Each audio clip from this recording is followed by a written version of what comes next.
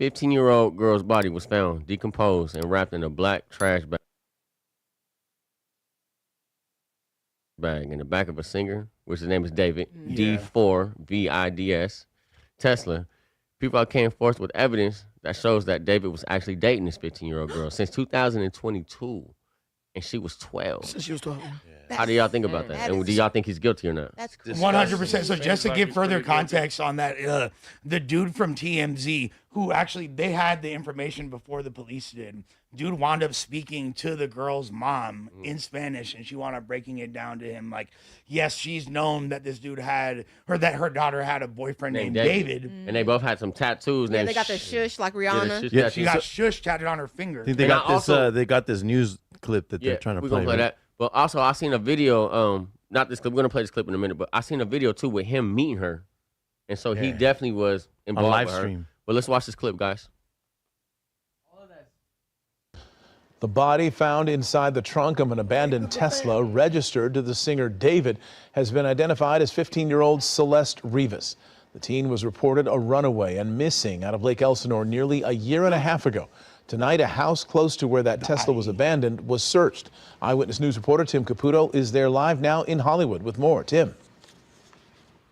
And Mark, those CSI investigators literally just left the scene about 10, 15 minutes ago. The police tape finally came off, and we were able to come a little bit closer to this house. Now, we don't know at this point what exactly those detectives were looking for, what they got out of that house. We saw them pull evidence and put it into an SUV, essentially where I'm standing right now. We don't even know why they were here in the first place, but this house just happens to be literally feet away from where that Tesla was found. A dozen LAPD investigators took a computer and other items from this Hollywood home just a block away from where an abandoned Tesla was found with a dead teenager in the trunk. Police spent hours at the home on Dehaney Place, placing several evidence bags into an SUV, but they wouldn't say if or how it was connected to the Tesla. Several homeowners say they remember seeing that distinct Tesla for a while. First parked in front of the house police searched today, then at two different spots on the street. It's a little weird to see a car that I haven't seen here for a long time. Had a big dent on it, had a Texas plate on it. So all a little odd, but at the same time, you know, people could be hanging out with friends for, you know, prolonged time. That abandoned Tesla was towed earlier this month, and workers at a Hollywood tow yard noticed a foul odor and found decomposed human remains wrapped in a garbage bag inside the car. We now know the young woman found dead was 15-year-old Celeste Rivas, according to the medical examiner, the same teen who was reported missing from Lake Elsinore last year. At a corner store in town, the owner recalled her coming in often. She always quiet, nice. She come in like if she buy like a chips, soda, and leave. Sometimes she come with a friend from the neighborhood. Eyewitness News has learned Rivas had run away from home a few times. She was last reported missing in spring of 2024. Those who knew Rivas, who just turned 15 a week and a half ago, say she was bubbly and sweet. She just seemed very lively and friendly, a typical teenager. The medical examiner hasn't determined her cause of death, but part of the police investigation will be speaking to the owner of that Tesla, a musician who goes by David. His real name, David Anthony Burke, from Houston, Texas. David, made popular via social media for the songs Romantic Homicide and Here With Me, began the American leg of his world tour on July 30th and has continued performing since the investigation began. Tonight's show, though, in Seattle was canceled. The medical examiner also trying to determine how long Rivas had been dead, but based on the condition of the body, it might have been a while. Those who saw the Tesla this summer and watched LAPD spend hours in this well-to-do Bird Streets neighborhood are rattled by everything that's happened here. It's scary to think that this is happening. And this is a beautiful neighborhood, very nice, beautiful, expensive homes, and we would think that we'd be safer. Okay, Todd. Should have let the up in there. Romantic homicide. So I just want to say, that the most disgusting. Come in, now we finding bodies. The most disgusting part about this, I mean, the which obviously is a sign that they both got the same tattoo because he didn't want her to say anything. That he dropped the video on her birthday? Yeah, and the fact, it's too much I mean, the pedophilia, but the fact that people are still going to this face's concerts and he's doing a whole funeral, like a fake funeral at all these concerts is disgusting. And the fact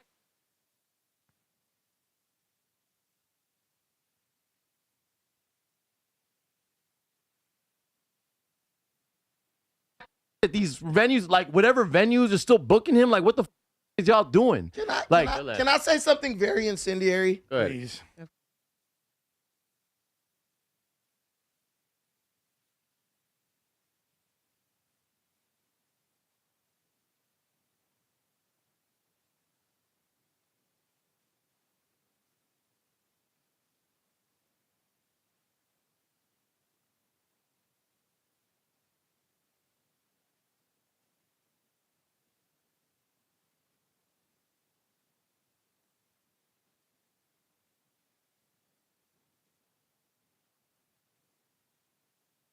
Of course. Mexicans talking about pedophilia is crazy. Oh no, man. You love them young. Hey, look.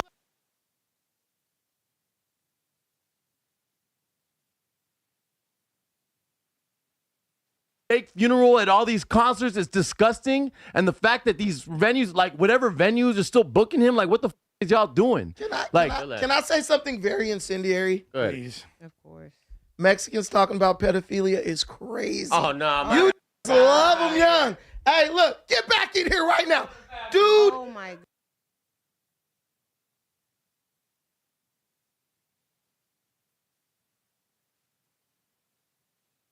Plus, you are Mexican by default. Jesus The Christ. whole crazy. quinceañera culture. I used to keep my horses with a bunch of Mexican dudes because we all had horses.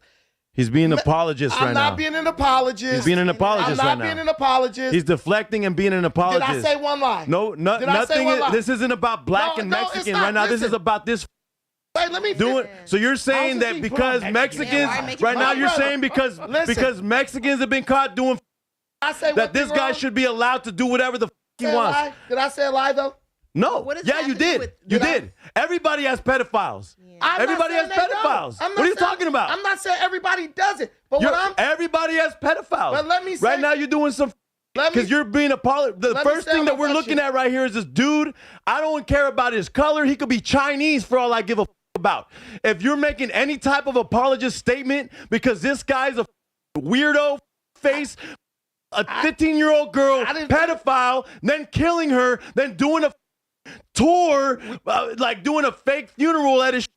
Like what are you talking about? Allegedly killing her. 'Cause That we was don't- your first comment. It's allegedly killing her. crazy. Let me finish. This is the whole thing I'm telling you. All I'm saying is Hispanic people are a little bit more. What's that got to Let do me with finish. this? I'm Why don't you not- address won't let this? me make my point. Well, because you You address getting too this. emotional. We're not talking about Mexican No, people listen. being pedophiles. We're First talking of all- about Dave first of all, has a tattoo that this matches is gonna found out. No, happen we're whether talking you about like it or this. not. So We're you got talking two about choices. this. We're talking about this. Listen. Quit deflecting. This is gonna happen. No. Let me just say this. This is gonna You happen don't get to whether do you this. like- You Listen, do this all the listen. time. This is no. coming. Tell him this is coming. No, do This is this right coming now. like the man. Talk about this. Okay. Talk about this. You gonna let me talk? Why? 'Cause this No, is coming. no, This no. is I'm not. coming no I'm matter not. what. Because you're deflecting. Well, we just. I'm trying to get it out. It's gonna happen. No, he wants to talk about Mexican people This being is- this is pedophiles. coming. Everybody's pedophiles. Hey, Nate, I'm gonna say it. So just let it happen. Yeah, let him Listen, say it. here's the point. All I'm saying is Mexican people are a little bit more forgiving when it comes to age stuff. And I'm not saying like What? that's Bro, let me finish. you get whacked. Let me You finish. get Let him whacked. talk. Yeah.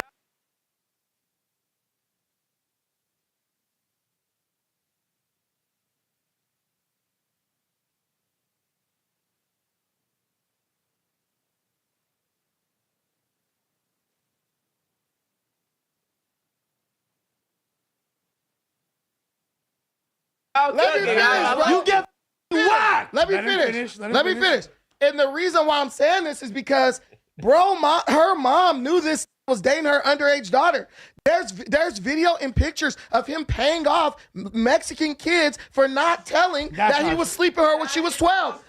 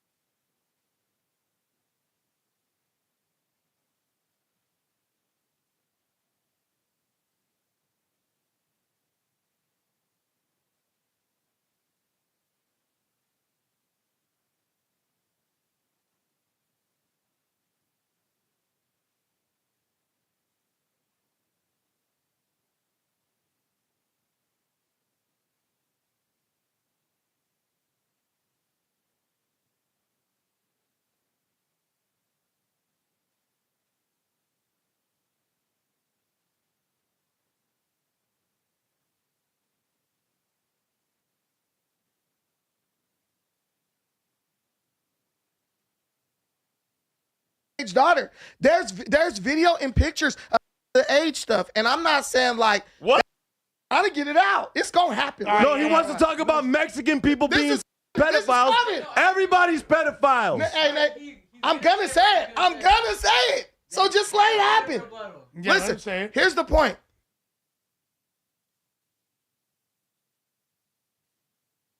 All I'm saying is Mexican people are a little bit more forgiving when it comes to age stuff. And I'm not saying like that's no. Bro, let me finish. You get whacked. Let me You finish. get whacked. Let me finish, bro. You get whacked. Let me finish. Let me finish.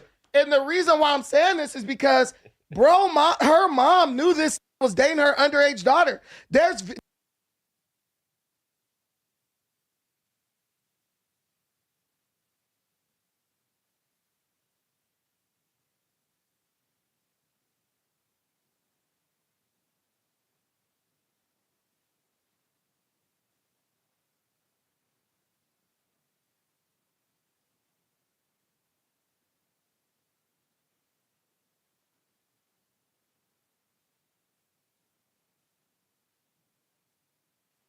There's video and pictures of him paying off Mexican kids for not telling that he was sleeping with her when she was 12.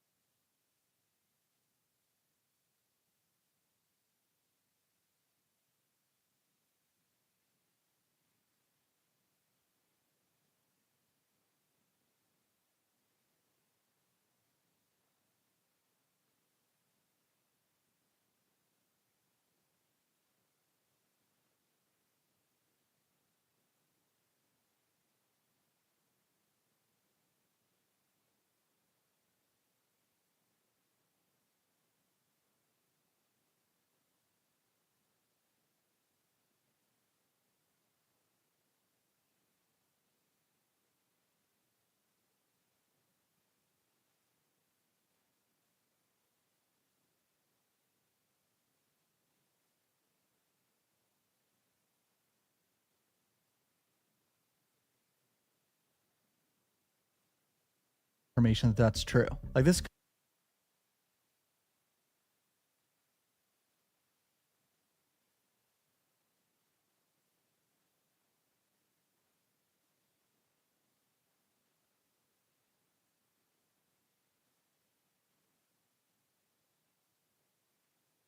No, bro, they got pictures of it. Listen, man. This is crazy, bro. Look, Hispanic people were saying this online. Hey, all right, guys. Hey, Brandon thinks this is Mexican people's fault. No, I don't think this is Mexican people's Brandon's saying it's Mexican people's fault, y'all. No. This is Mexican people's fault. The minute you know that you're fault. Listen. That's my fault. The minute, This is Mexican people's fault. This poor girl got fucking murdered.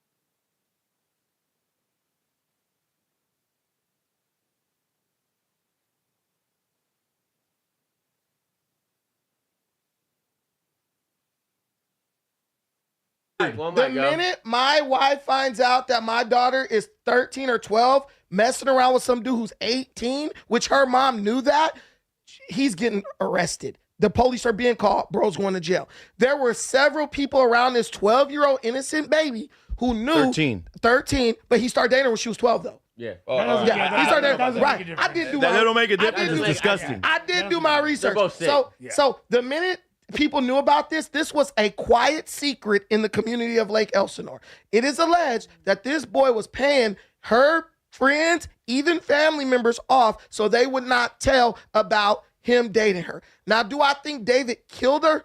I don't think so. But I do think he was a pedophile. I do think at the minimum he deserves to spend the rest of his life in prison because he's a straight pervert and he's just. Why don't but what I'm saying is this. But why don't you think he killed listen, her? I am telling you, we are in a society that no longer values life. We are in a society that truly does not care about the abuse of children. We use it as to get a audience and then have a microphone to because we're pretending we do. Condemn it. If they cared about pedophilia, there were thousands of people, even fans, who knew that David was involved with this girl. So let's I literally watched an episode. Nobody reported it. Let's pick Am I back- wrong? So let me get some. Let's get background. So let's get back. Bro, they got matching tattoos on their finger. The fans knew about let's get that. background information. So there is her mom, I guess, talked to TMZ, and she told them that she had a boyfriend named David. They have matching tattoos that say "shh" on their fingers or whatever. There is a video of David meeting her. Yeah, it's like a live stream. Several videos. It's several videos. Yeah. It's a live No, stream. there's several videos. There's a She's in video videos for with the David. mom meeting him. She's in No. videos with David. Hold on, y'all. So there's They're a on live video. stream There's a together. video of him meeting her, and it's like in an arcade or something, and he's like Okay. taking a picture with her. Okay. So like there is. Again, this is speculation that it's that girl. No one knows if it's that Yes. bitch. That No, has we- no, No, her mom identified We're her. not, Her we're mom not gonna identified call her a B, bro. No, but No, but- her mom looked at the body yeah, and it's identified been her. identified. Like she's been She's identified. been Okay. No, identified. he's saying the We videos. don't know if he was actually. in the No. video. Yeah. Time out. I've seen the video. I did too. I know what you're talking That's about. her. And Yo. hold on. And then more so, if you look at the videos that he's produced or put out, the girl looks like.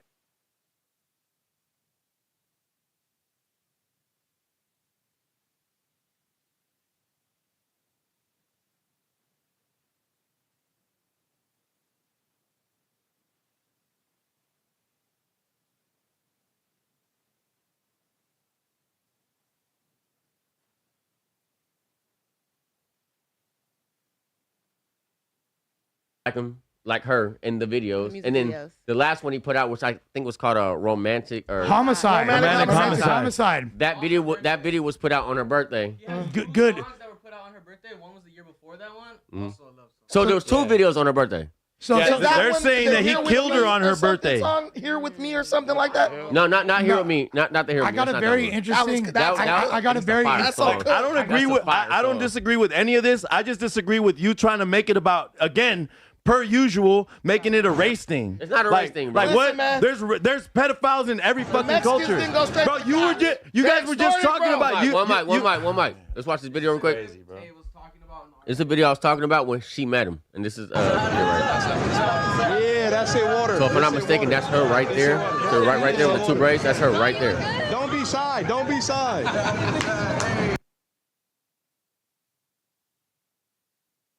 That's the one with the glasses. It's the girl with the glasses. This ain't water. Okay, so now it's kind of. This ain't water. Brandon.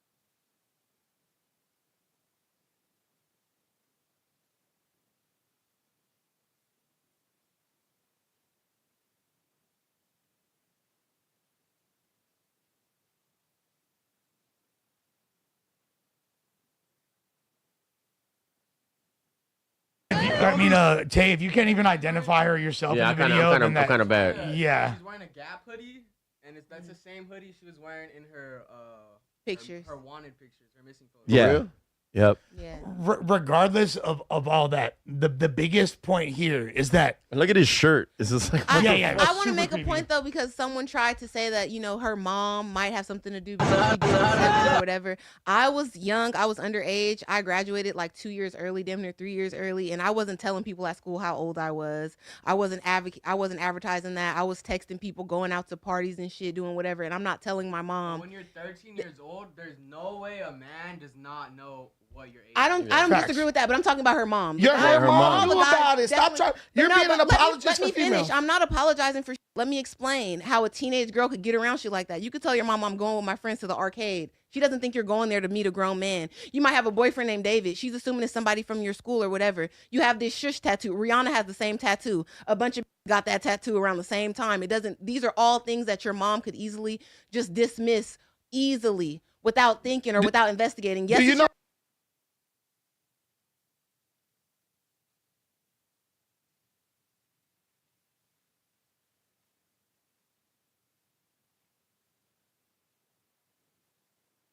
your job as a parent to be on top of your kid, to know what's going on, but can happen these days, especially with the internet. Lake And Elsinore kids is lie. Lake Elsinore is a not. sleepy, It small is not. ass This town. is what I'm trying to tell you. Lake Elsinore is not LA, where it's so big. Anything can be going on. People Look. don't know. Everyone pretty much knows everyone, and they're Hispanic. The cheese maid. This is the gossip. This girl friends know she was can say dating this cheese maid 'cause elder it's age Spanish. man, right?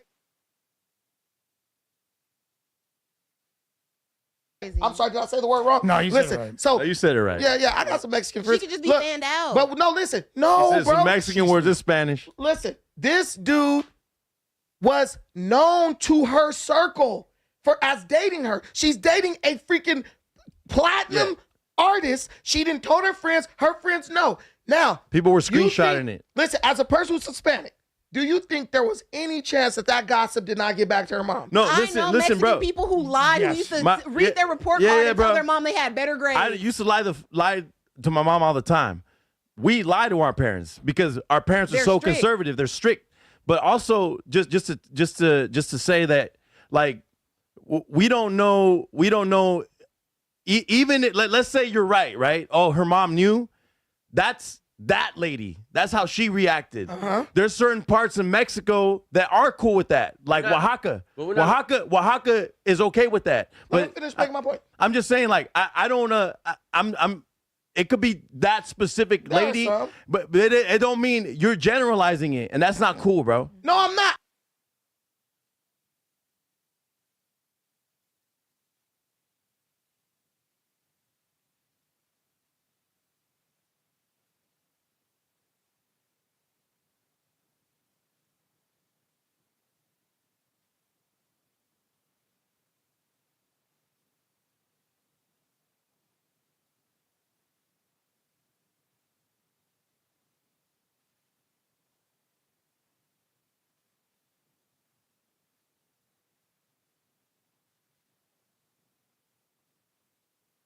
I'm saying, like, there's That's never cultures cool. who are okay with You marrying do all that a girls. lot? That was going to be my response. If someone say, hey, that was it's the- Africans who cool with that, I'm not going to get so defensive. There are some perverts in every group. David is a Exactly. pervert. You should have said that, but you And should. David is a black Nate, American. You made it seem like Mexicans. Nate. Let's not act like Well, we Mexicans are don't promote podcasting. pe- We are pedophilia. podcasting. Hold on, y'all. Can we look where David is from? Is he from? He's from like, Texas. Yeah, From he's Texas. So he's not from this. Yes, He's not he's even from from Texas. Cali. But he has a house in California. Yeah, That's why Texas he's hold You his know L. Texas, they love dating their cousins? Yeah, That's Texas it. hold the Listen. L. And my granny from Texas. This is a clip that just came out right here. Hold All the right, so L, look, Texas. These people go up back to the. These people had clips of a VOD with David and Celeste Rivas Hernandez live on Twitch, where he says to his mods to delete all clips and VODs of the stream. So that's him and her right there. Yes. And at this supposedly. time, girl? That's her, bro. and listen, but at this time, fucking crazy. she must be like 12 or 13, right? 13, But- Yeah. 12, yeah. So, I think between 13 and 4. No, I mean, because it she don't matter. died. It's still Yeah, fucking it's just bad. like, If it's- bro, if it's under somebody 18, it don't matter, bro. all race baiting aside, Brandon, can you explain how it's not this guy? Like, I'm not saying it's not definitely him. Oh, definitely him. No, he as far said as he didn't kid- kill her. No, No, he's just blaming it on Bro been on Mexicans. tour since July. They're gonna have to determine exactly how long she's been dead because they said she's been dead for a little bit, but we don't know if it's a month, 2 months, 3 months. The thing is, if saying you've it's like been a dead year. since July, they said a year. Yeah, they're It's saying like that a she year. died. Like she died on her. She got murdered on her birthday, and then he did the new song Well, they, on her no, they birthday. didn't say she was murdered on her birthday. She was missing since so her her birthday. body's So- been so there's- potentially decomposing for Potentially, a year. So yeah. there's In the bird streets. but I don't see how if her body's been decomposing for a year, her mother identified the body. That doesn't make sense. It was the tattoo on the finger. That's how. Yeah, Yeah. that's how they identified her. But if you're Her decomposed, daughter had the same tattoo, and then they looked into it, and then they identified it as the girl. This gonna have to roll out. But what I heard was they said bro owed people money. I heard they was trying to like some people was like trying to extort bro as well. Bro probably had a little drug habit, got in debt with some drug dealers. It could be, and then the Tesla was in his name, right? But people like that, they'll let people drive their shit. Hey man, I'm about to be out of town. Take my car, whatever. We don't even know if she had to. I think he did. What, so you let some random cartel members just drive? He did it. Hey bro, just take my Tesla, kill my. Whatever, you know? I don't know if he did it, but I don't think he did it. But we don't know. Girl could have OD, whatever, bro. Just hit. It could have been the Mexicans, guys. It's cartel members that he let borrow his Tesla. Can I ask a question? What was the age gap? Even though it's already wrong. Like 10 years. How old is he right now? How old is David? 20. Yeah, you like 20. He's 20. We got. I want to look at that. Yeah, because I think it was 15. I think it was 18 to 13. 13. And she was 13. Yeah, that just shows the sickness in this. You know, it's capable. Like there is sick people who's 18 who think that it's okay because I'm a teen and you're a teen. And she's 15, right? Now I think it is important to know. And how old is he right now? 12.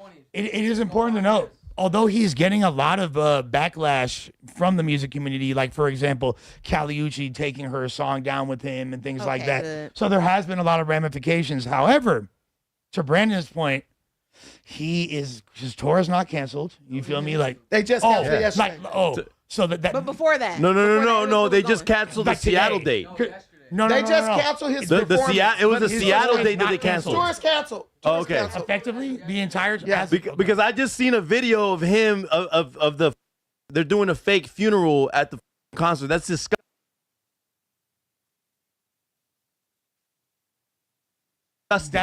And I'm not sure. Why is he not I have not arrested? seen that. No, I think that's for the song "Romantic Homicide." Yeah, and that's disgusting. Write notes to their dead ones. That's disgusting. Wait, so they come to the show and write notes to dead? Brings a casket. They're all writing notes, and I think they're throwing it in the casket. Yeah, but that's a way for crazy. him to like move around. That's disgusting. I don't give a. But we also have to keep the same energy, and I hate to do this because Hey, I'm but- fully. He about to bring up young boy. Please. YNW Melly. I'm fully against this guy, right? And I think he's guilty as. However, look, if we're not gonna admonish Bobby Shmurda, if we're not gonna admonish all these rappers and use their lyrics against them and protect their rights to express themselves, this guy having a song called "Romantic Homicide" should not be held against him. You know what? I feel like it's a timing though. It's a timing. What I'm going to tell you straight up, these people in the audience just are straight hypocrites. I'm not a hypocrite. When P4K, these gang members who got homies running around who could kill me at any second, That's exactly did what that. I said that a straight pedophile, bro, is a freaking piece of all Straight that. up. Did I not, Nathan? Stop trying to act like I'm selective on it. Well, If you a black did person, you just literally just said, I just oh, railed well, let's against not black act people like for freaking Mexicans an don't hour. be. You blamed all the Mexicans. You singled out but Mexicans. let's not make this a race thing because we're talking about a specific person right now. We're Yeah, talking about exactly. David. It's not about race. Exactly. What I'm telling you is I just cooked black people in a negative way against Cam for an hour. Then I said some shit about Mexican people, which Mexicans can say what they want to. They know exactly what I'm saying. I've been around Mexicans. I've been to the quinceañeras. My friends who are Mexican be like, nah, son, these fools is cool. Like, you date a 14-year-old, whatever. They don't care. We know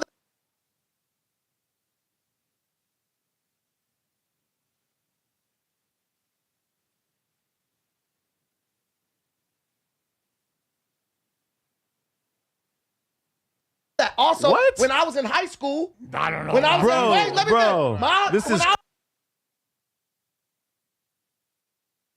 in crazy, high bro. school- That is when I was in insane. high school, Mexican dude's- dudes was picking up 14-year-old girls. Bro, but and you guys everybody- were just that's talking what- about- black dudes was doing it too. Black dudes was doing it too. Okay, so then But quit Brandon, hold on, acting. hold on, Brandon, Quit acting like it's specifically in Mexican culture. One mic. Let's not generalize it on a race thing. Yes, Brandon. that's what you're doing. That's my only issue. Hold on. Just be quiet. Let's not generalize it on race. Let's just talk about David, and he's a pedophile. David is a pedophile. But So I do think you agree that he's a pedophile? David is 100% a pedophile, but I feel like everyone around David perpetuated the situation, and they were willing to be quiet to get money.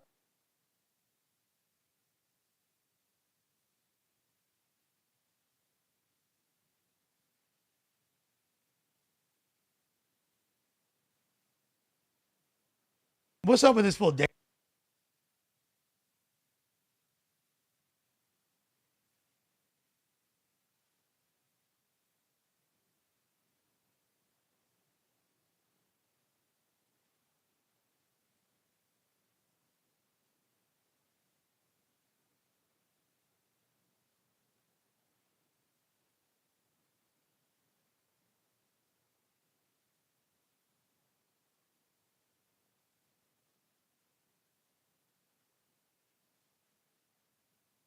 same day. The two men,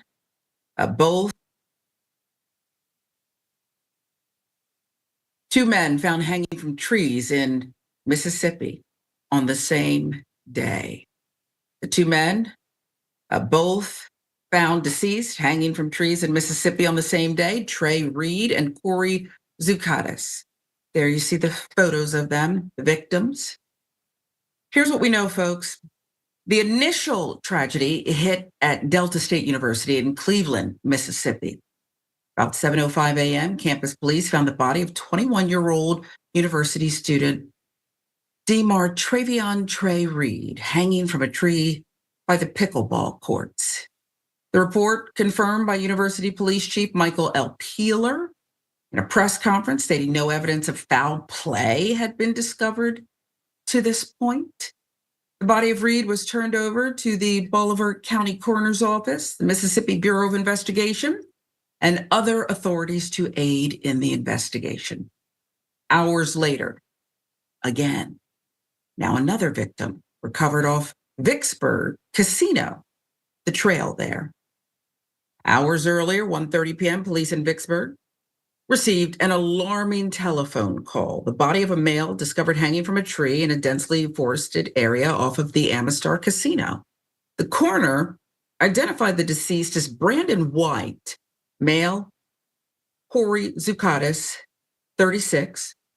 Zucatis, homeless, his death confirmed by Warren County Coroner Doug L. Husky, who said Zucatis had been discovered about 10:30 a.m., but released no further information. Now, little is to be learned about Zucatis's latter days or the circumstances surrounding his death.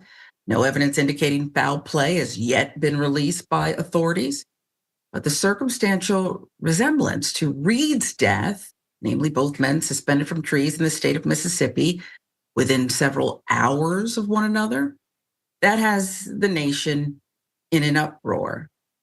Buzzing about it at least, even though we have not seen much coverage of this elsewhere, have we? So it goes. There's more. Attorney Vanessa J. Jones of Jones Law Firm in Hattiesburg said the firm is representing Reed's family and is initiating its own investigation into his death, and they will pursue an independent autopsy. Vanessa Jones criticized Delta State University and Bolivar County officials, telling the Mississippi Free Press that both had left the Reed family completely in the dark after the discovery of Trey Reed's body, failing to properly communicate with them in their darkest moment.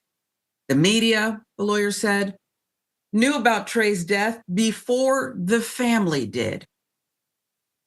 That's one of the reasons for the urgency at this press conference, Jones continued, because the family is getting all of their information secondhand through the news. And a confusing incident occurred the morning of Trey's death, she said. The Grenada County Sheriff's Department arrived at Trey's family's home at approximately 9:15. They informed the family that Trey was found dead in his dorm room, in his bed, she said. Civil rights attorney Ben Crump announced Tuesday he has been retained by the student's family. He will undertake an independent investigation into the death. Boy, you are needed more now than ever, Mr. Crump. We cannot accept vague conclusions when so many questions remain, Crump said in a statement. I stand with his family, and I will lead a team of civil rights leaders and organizations in pursuing transparency and answers. Meanwhile, U.S. Representative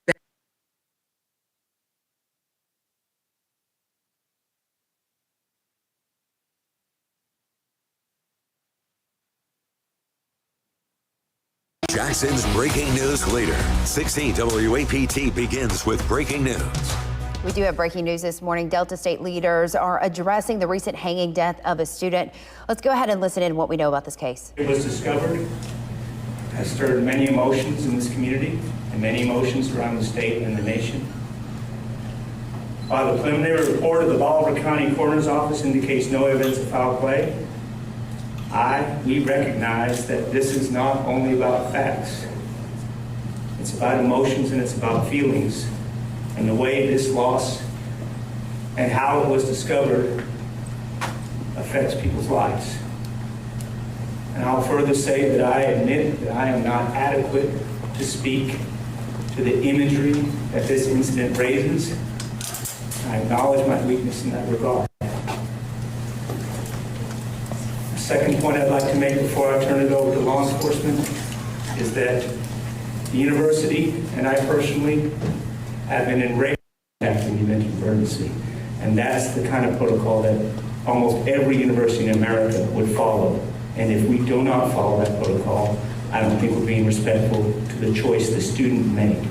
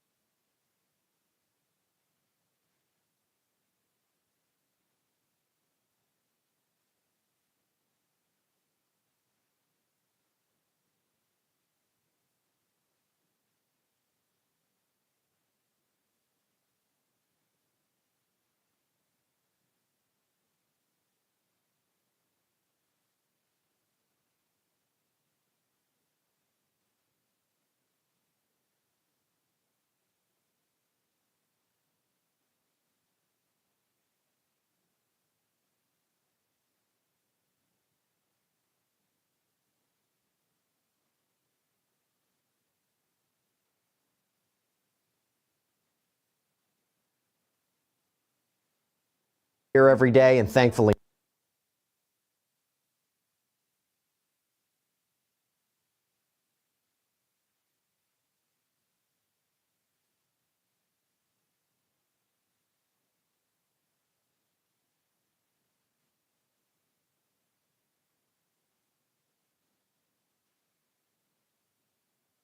not. A Florida nurse is going to spend time in prison after her husband walked in on her having sex with her teenage stepson. But it was the boy's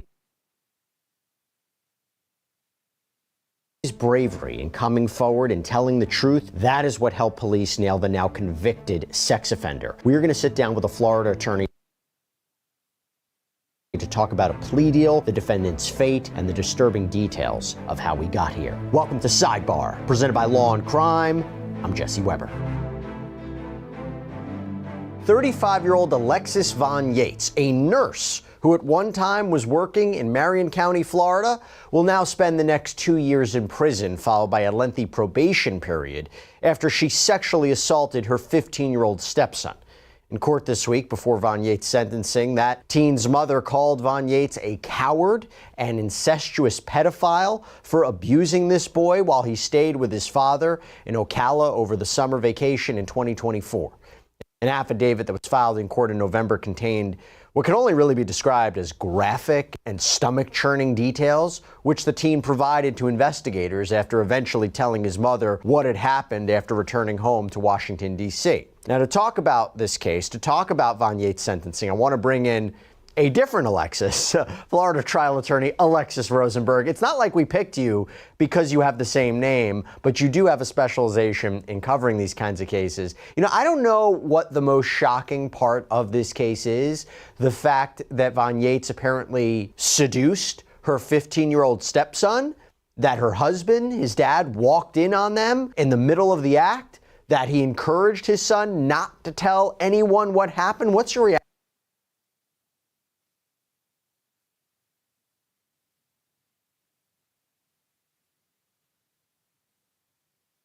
Action. I mean, the whole thing is disturbing that the stepmom would do this, and the fact that the father appears and is advising the son not to say anything. I mean, you would think that the first reaction of the father would be to immediately call the police as well as the child's mother and advise, you know, both parties of what had just happened. And it is kind of remarkable to be thinking about, and now that she's been sentenced, it's not It's a very different kind of situation. And I'm going to get into her nursing license in a minute. But if you haven't been following the story, I'm going to give you a quick rundown of the accusations that this teen had made. So he told investigators that his dad was working overnight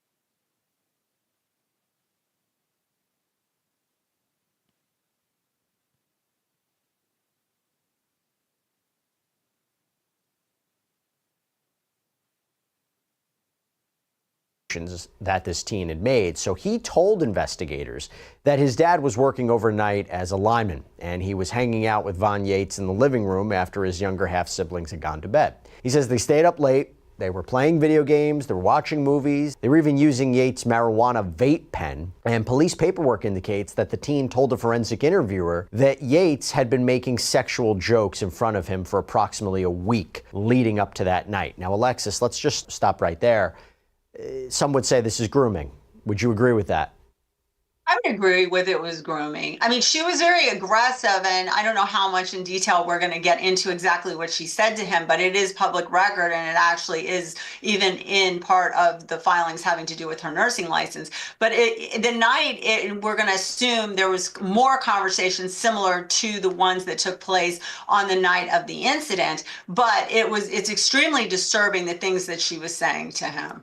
And according to an arrest affidavit, he also disclosed that he hadn't had any sort of sexual experience before and was infatuated with Von Yates. Now, according to the arrest affidavit, quote, the suspect and child victim kissed. As the suspect began escalating, the suspect said, "Oh man, I wish you were 18 because you're not old enough." The teen told the interviewer that he performed oral sex on her, and this escalated with the two then having sex. He says when his father came in unexpectedly, found them on the couch, he ran to hide in another room. The teen claimed that his father told him to pack his things to go stay at his grandparents' home. And as he was packing, he claims he overheard Von Yates telling his father that she was sorry and that this child victim looks like his father when he was younger. Now, Alexis, I think it's important to note in any case, particularly this one,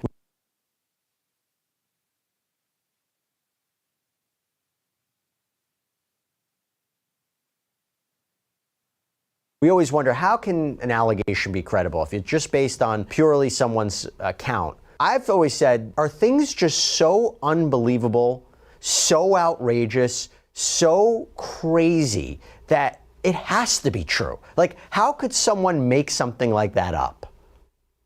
Well, I think in this situation, it's not just a he said, she said, because we have the situation, like you had mentioned, that the father walked in on them. And then it also sounds like there was some admissions that were going on that were also made. I mean, here's the bottom line. We have a grown person that is sexually assaulting a 15-year-old child. This is a child that we have. And there's been studies done that there is obviously some severe mental health concerns for this child when this type of thing happens to them.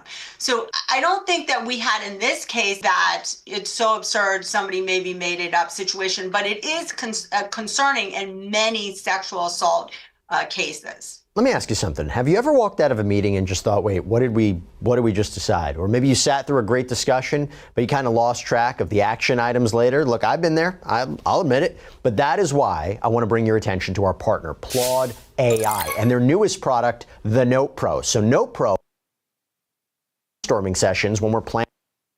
It can pull data reports. And it only gets worse because according to the teen, multiple family members discouraged him from talking to the police or telling his mom what happened. His aunt also allegedly told him that Von Yates had been saying that he manipulated her into having sex. Have you heard anything like that before, Alexis? Well, first of all, under the law, that can't be, because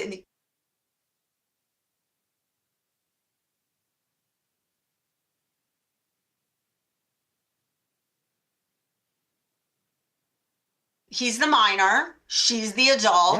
Yeah. There's no, it's black and white. There's no, if she had sexual intercourse with him, then it doesn't matter if he, quote unquote, enticed her. And you know, what's interesting here, I think what sticks out is if this would have been in the reverse, where you would have had a stepfather with a female stepchild, then we might not have been having this conversation. I think what's jumping out here is the fact that it's that kind of old thought that I thought our society had gotten past of, oh, he probably wanted it because he's this 15-year-old boy. And, you know, she was doing a favor, which is ridiculous. She sexually assaulted this child. And the idea of trying to keep it quiet.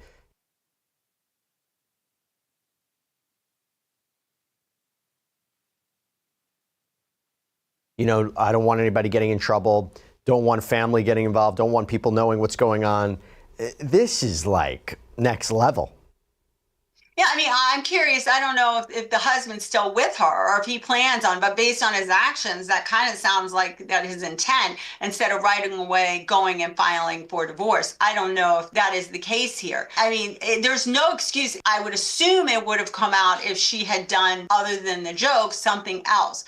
But the question is, what other inappropriate things maybe had she done previously that have not come to light yet?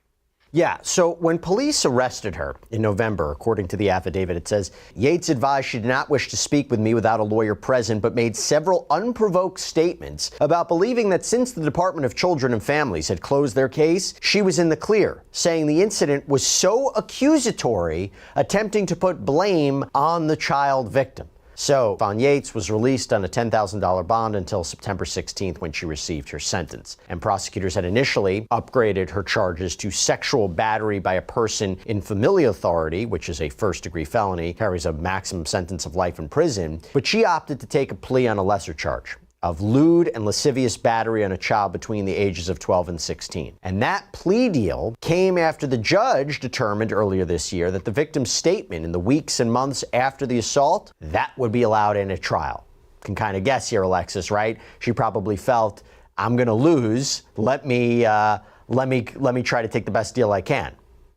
Criminal cases do plea out, as we all know, a lot of times. So that's not unusual. What's unusual in this particular case is, first of all, we had a major downgrade of the charge. So we go from sexual battery, which she faced life imprisonment, all the way down to lewd and lascivious, which maximum is 15 years. So that's number one. The next thing is there's a scorecard when you are sentenced.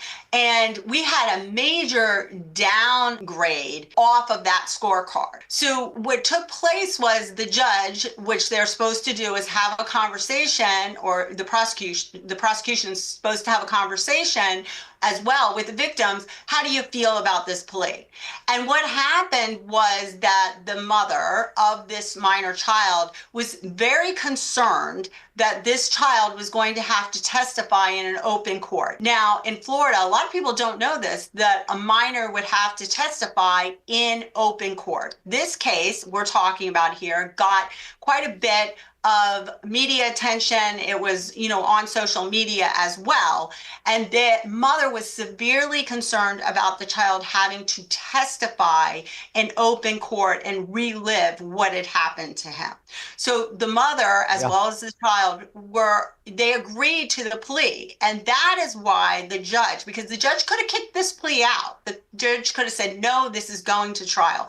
But that's why in this particular case, the judge agreed to accept this plea, which really 2 years for what she did really is very minimus. I agree, because my understanding, like you said, is under state law, this victim would have, been required to testify and have to be cross-examined. I mean, even getting on the stand in general is really tough to do and can be very stressful. But to have to face cross-examination and questioning your account, and a lawyer potentially calling you a liar, making up the allegations. Look, people will say she should spend decades in prison. But in the interest, maybe you put the interest of justice to the side and you think about the overall effect here and you think about the benefit to this victim of not having to go through that. It's tough to say if this is the right ending. I mean, that's, in my opinion, it's the judgment of the victim. And that's why the prosecutor went and spoke to the mother and the victim about what do you want and what do you think is justice. I would believe that the mother and the victim would want her to spend much longer, but she's still going to prison. As well, as you mentioned before, she was a nurse. She's en route to permanently lose her license. Let's talk about it. So first, before we even get to that, according to a local paper, Ocala News, in an order authorizing the plea deal, the judge wrote, most persons have never had to observe the adverse impact that testifying publicly can have on a child who is required to recount the most intimate and private details of their life in a jury trial. This court has had that opportunity, and that adverse impact cannot be overstated. That impact would have been undoubtedly amplified in the instant case where the substance of the victim's testimony would be made public in a profound, far-reaching, and permanent way. The order went on to say that Von Yates' plea spared the victim the exposure, embarrassment, and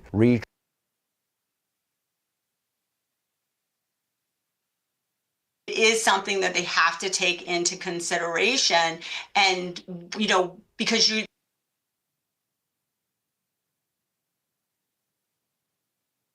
support kind of just her MO. She's like thinking, oh, they're not going to find out. I don't know what she was thinking in her head, but she didn't self-report and it forced them to do this emergency suspension. Now, it's only a suspension, so there's now a proceeding to permanently take away or revoke her license, which I think this is going to be a slam dunk there because now she's been convicted. So in other words, you don't see a path by which once she's released from prison, she could ever get a nursing license back in Florida or another state? She could reapply, but I do not see that they are going to approve based on these circumstances because there really is a basis to say she is a danger to the public. And that is kind of the threshold that they're going to look at. Is she a danger? There are circumstances where somebody could be convicted of a crime and they are able to keep their license. There's different avenues. They can put in restrictions. They can make sure they have oversight. There's other things that the licensing board can do. But in this circumstance, especially with this conviction at this point, no, I think they're going to revoke her license permanently. And even if she attempts to apply, I don't foresee her being able to get it back in any state. She would have to disclose to any other state that her license had even at this point been. It's been reported that the victim's relationship with his family has been massively damaged. According to the New York Post, the boy's mother told the judge that Von Yates' actions ruined the teen's relationship with his father, claiming the two haven't spoken since this happened.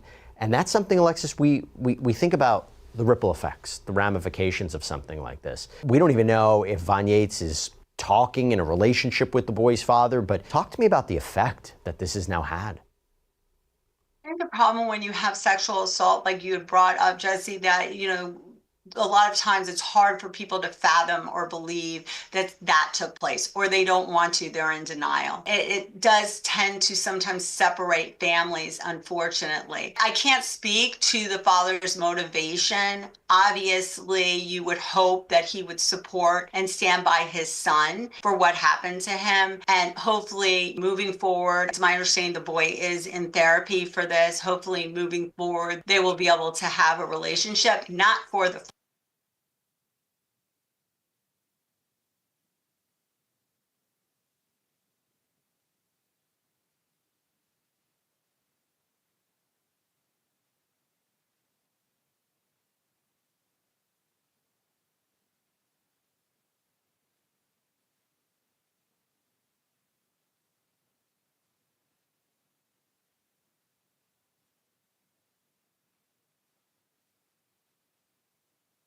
God. Wait, all right. So wait, if I come to New Mexico, like, where would you guys take me? I would take. I'll put you guys. We would so go. Hold on, I'll call my jet guy right now. You want me to put you on a jet right now? Hold on, let me call him. His name's Isaac. Let me call him real quick. Are you guys actually down or no? You're not. I'm actually down. You guys are No, okay. we actually. You guys are down. Okay. We'll do anything. Me and Elena, like besties, we'll go anywhere. All right. Let me call my jet guy. Yo, Isaac. What's up, man? Isaac. I got these two lovely ladies from New Mexico. I got. You see this? I'm trying to fly them out from New Mexico to Miami tonight. What's it looking like? What time? What time you guys want to fly out? You guys want to leave right now? Who are these girls Like you're trying to anytime, fly out? They're ready, like right now, Isaac. All right, let me get back to you then and see what time. What's the jet cost gonna cost? Like 30 bands for a quick, well, one way. What is it? Let me check to see what's. Let me see if. Let's get them taken care of. Champagne, set up beds for them, set up music for them, set up food, catering, all that. Let's get them sweets, chips, all. Let's make sure they're having a good time on that plane. Okay. All right, brother, get back to me. I will. All right, my guy's on it right now. So you two are down to fly out tonight. Yeah. I would so go. Wait, this is so. Wait, what do you mean you would so go? What do you mean you would so go? You don't want to go now? I would go. Yes. We would go. Wait, are you like live right now on one of your streams, or you just like doing Nah. it for sing gigs? I just do it to giggle. I like to meet people and just Okay, talk. good. Okay, good. I don't want to be on the live. I was like, wait, let me watch what I say. Yeah. Yeah.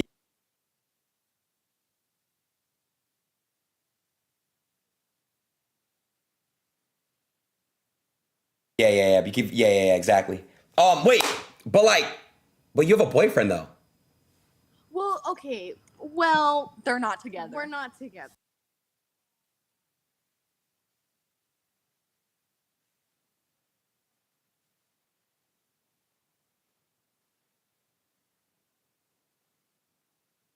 My mind till Hello. Hello? How old are you guys? Wait, I know who you are. Wait, I think I know who you guys are too. Wait, how old are you guys? I'm 19. Wait, I'm 20. Can I? My boyfriend is obsessed with you. Yeah, what's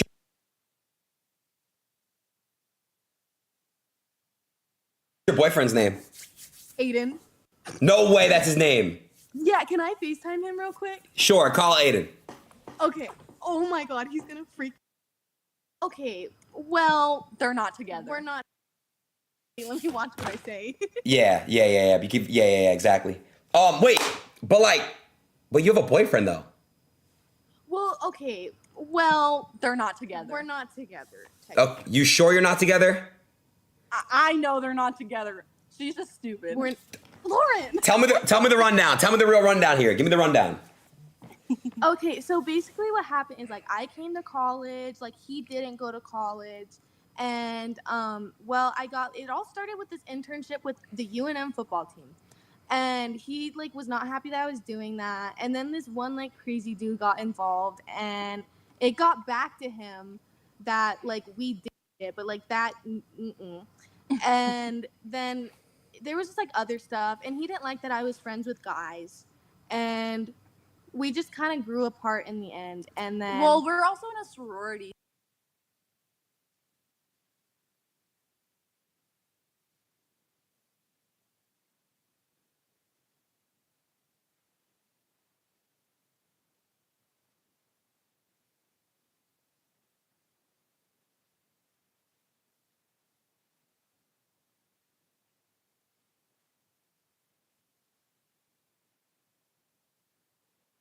so he didn't like her like going to the events and stuff. Yeah, he didn't like me going to like parties and stuff.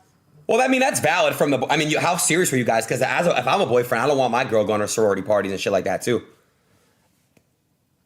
Well, no, we were very serious, but also like it's kind of hard because like when you're not like 17, I went to college early, so like when you're 17 and you're going to college, like you also want to be able to have like a good college experience too, you know? Wait, Like, how you old? wanna go So to you guys college. were dating when you were 17. How old are you now? I'm 19.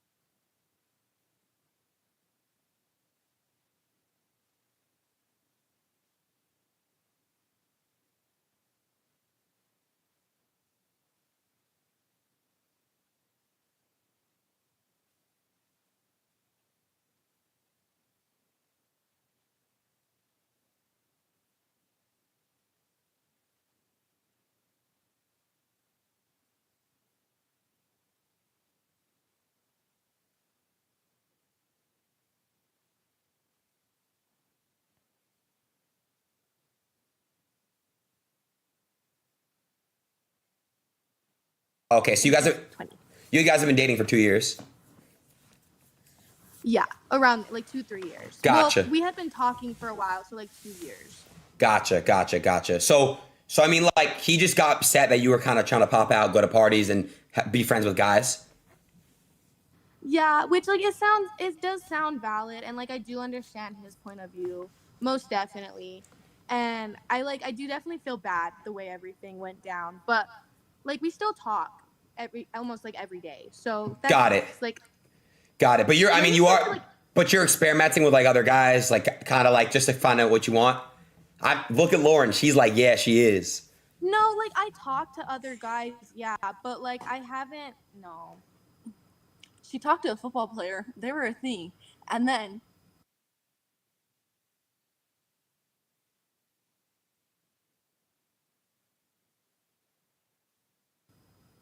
Nothing.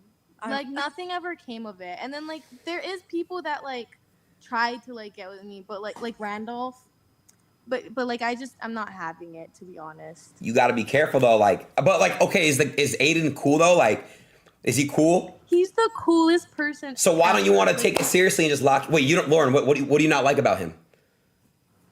I don't. He's just like he's very like.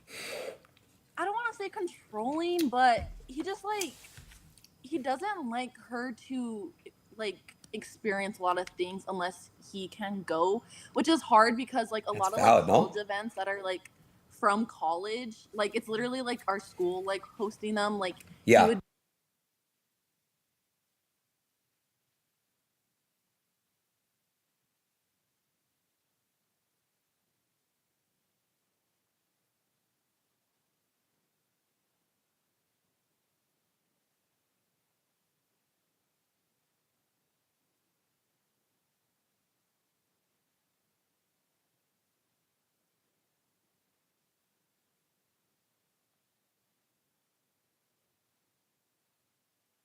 be like weirded out that she's going, but it's like it's not like a frat throwing, it's like just like an actual like college event.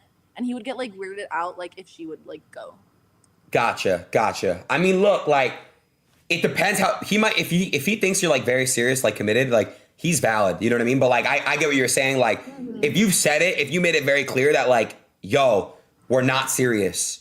I mean, have you though, or like are you kind of stringing him along a little bit? No, I'm not stringing him along at all. Like, I definitely have told him, like, yeah, like, I do want to, like, be with him for sure. I'm scared he's on live. Me? Yeah, I'm scared you're live and, like, millions of people are watching. Millions of people. No, I'm talking to you guys. What do you mean? Wait, so hold on a second. So are you as of right now, or you're just more like experimenting? You're just on some like chill shit. Like you're going to parties. You have guy friends. You're just experimenting. Like because you're in college. Literally. Okay. Yeah. Well, like, I'm not even, like, he's talking to other girls too. And, like, so it's. Laura, what are you rolling your eyes for? Is she not, like, what is it? Because it's giving, like, a double standard. Like, he could do stuff, but then she can't. Aiden, do you want to meet Aiden Ross? Yo!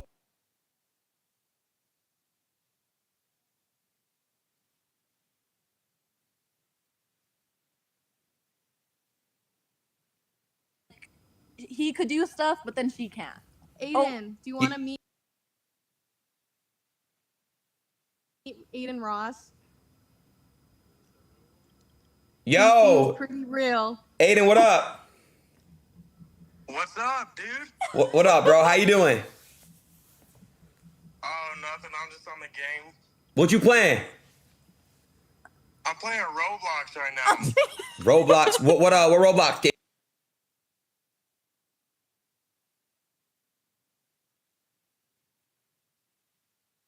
You playing?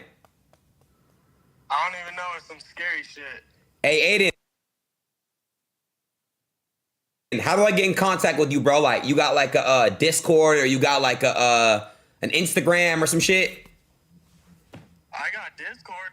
You got IG or not? You don't got Instagram? Yeah, I got IG too. What's your IG? Have them type it out. We gotta get on the Roblox. We'll play on the Roblox. I need your Instagram though, so we can connect. Let me type it out for him, Aiden. Hold on. Okay. Yeah, just type it out. Okay, wait. Underscore.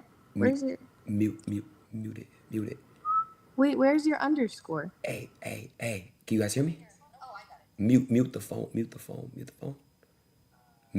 What? Mute the phone. Yeah, mute the phone. Then. Okay, go. You're not gonna tell him like y'all fly. You're not gonna tell him you flying out, right? Okay. All right, making sure.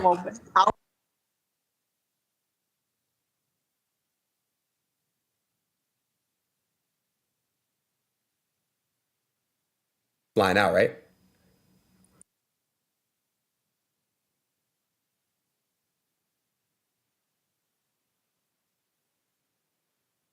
I'll make sure. Right now. All right, I'm mute. Okay, there you go. Aiden, what's your IG?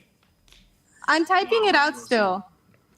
Oh, okay. Sorry, I'm on an iPad. This is so weird. No, you're good. Wait, where did it go? What are you looking for? The underscore. Bruh. Oh, is that it? There it is. Wait, that's not the underscore now. Okay. There. Now I need the 93.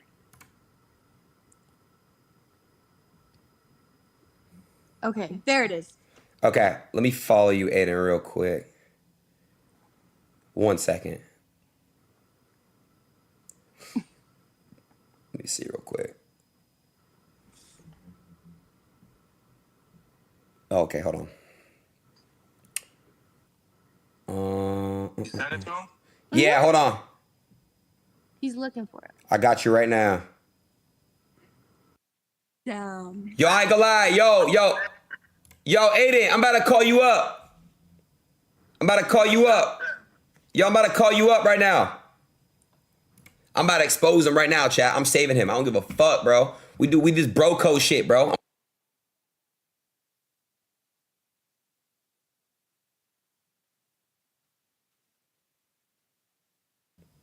I'm about to call you up. Yo, I'm about to call you up right now. I'm about to expose him.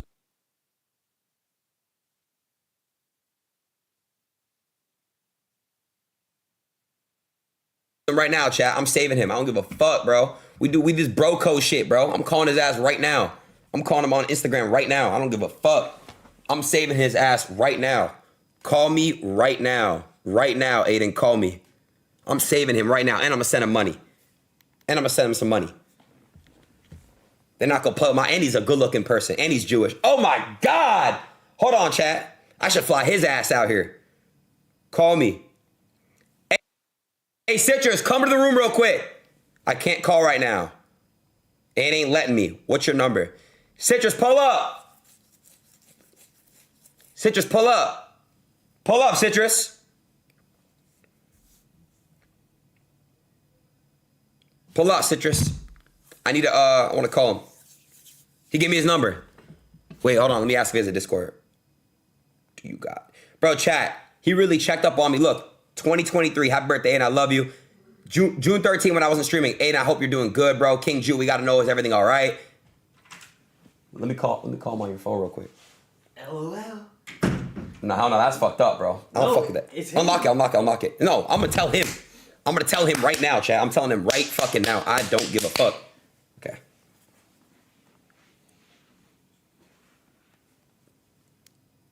He deserves better, bro. Yo, what's up, bro? Yo, FaceTime. Yo, what up, Brody? What's up, dude? Hey, I'm on stream, bro. I ain't gonna lie, bro. That girl you're talking to, the chat fucks with you heavy. Like, the chat loves you, bro. Like, the whole chat is saying W Aiden, you like all this shit. And I just want to say, you DM'd me 2 years ago on my birthday, and you DM'd me last year when I was going on a break, checking up on me. But I gotta let you know, bro. Like, those girls were down to get on a jet tonight. They were not gonna tell you. I did a whole loyalty test with her, bro. That's not the one, bro. Nah. I swear to God, bro. You can rewind the stream and everything, Aiden. I swear to God, bro. Oh, dude, I'd be watching the VODs. I'm gonna tune in. Bro, Aiden, I feel bad, bro. Like, she was down to hop on the jet. She was down to, like, bro. Oh, wait, which one? Both. The other one, I was like, you're not gonna tell. Yeah, bro. I was like, you're not gonna tell him, right? And then they were talking about she was messing around with some other dude at like a football player. I don't like that, bro. Which one?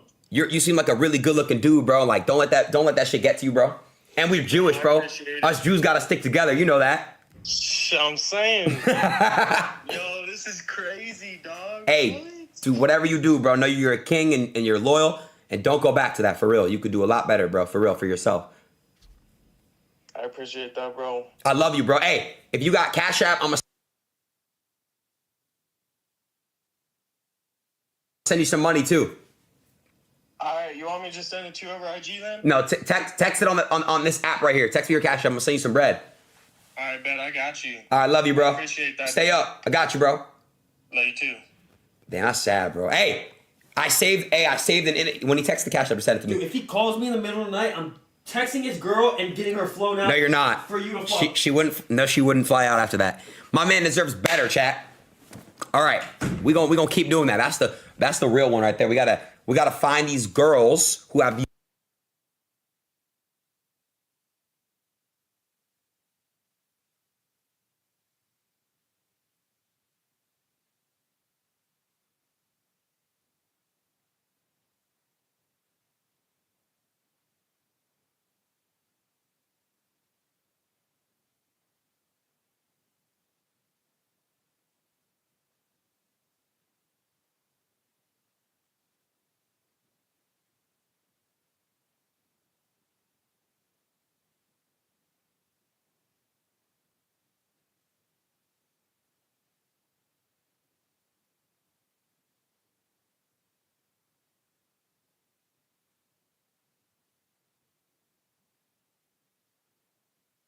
What is Charlie Kirk?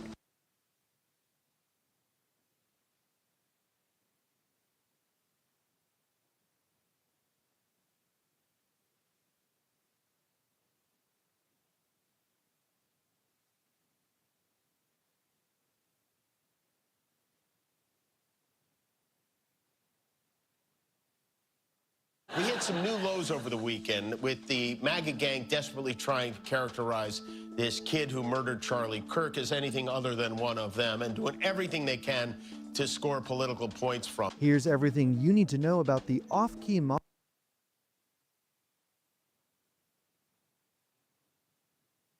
monologue that got Jimmy Kimmel's show pulled indefinitely.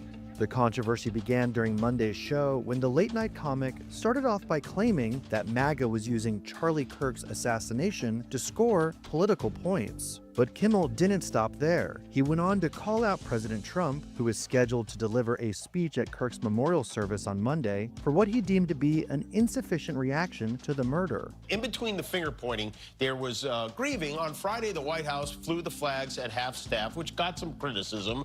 But on a human level, you can see how hard the president is taking this. My condolences on the loss of your friend Charlie Kirk. May I ask, sir, personally, how are you holding up over the last day and a half, sir? I think very good. And by the way, right there, you see all the trucks? They've just started construction of the new ballroom for the White House, which is something they've been trying to get, as you know, for about 150 years. And it's going to be a beauty. Yes. He's at the fourth stage of grief, construction. Demolition, construction. This is not how an adult grieves the murder of someone he called a friend. This is how a 4-year-old mourns a goldfish, okay?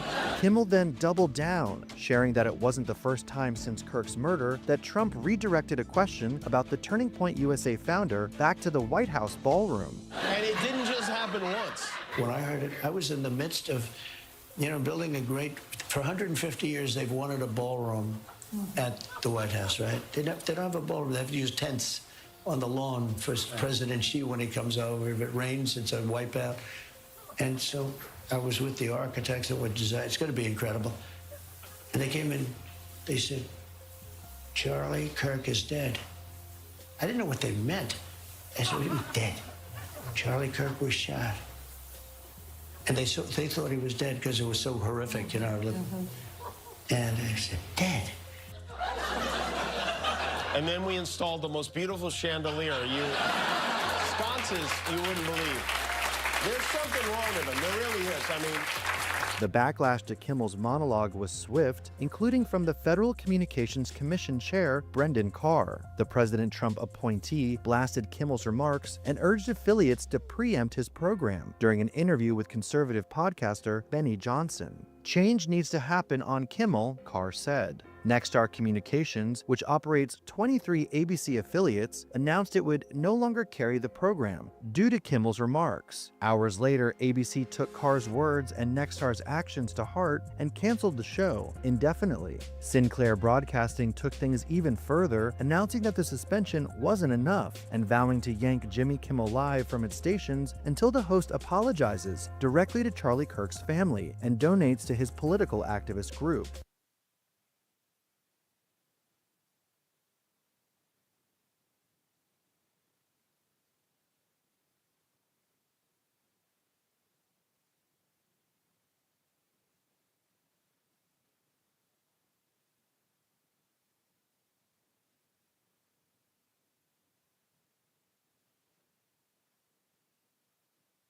The company also demanded that formal discussions are held with ABC regarding the network's commitment to professionalism and accountability. Kimmel's removal has sparked fierce debate, with critics accusing ABC and its parent company Disney of bowing to political pressure, as President Donald Trump cheered the suspension. All this as the dominoes continue to fall and true extent of the fallout has yet to be seen.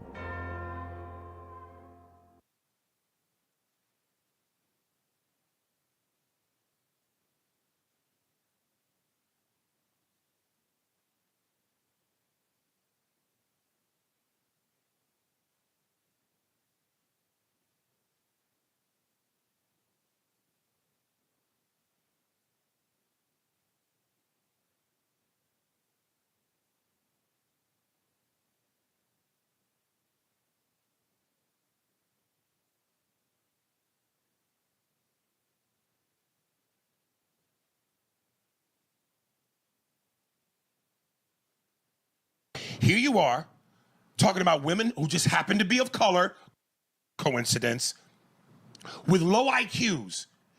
You didn't even finish college if you even went. So I don't need to see the chunks in the milk to know it's bad. I can smell it. So as you sit here and get ready to go, I need to see the whole quotes. He said enough wild that you know his spirit is not in the right place. This week's Spears and Steinberg podcast wasn't just an episode, it was a collision. Aries Spears and Andy Steinberg sat down to tackle the explosive subject of Charlie Kirk's assassination, and what followed was less a calm conversation than a verbal wrestling match inside a burning building. Aries planted himself firmly against Kirk's rhetoric, especially on race, abortion, and gun control, while Andy stepped into the dangerous role of devil's advocate, asking if maybe context could soften the sting of Kirk's most outrageous statements. The discussion wove through Kirk's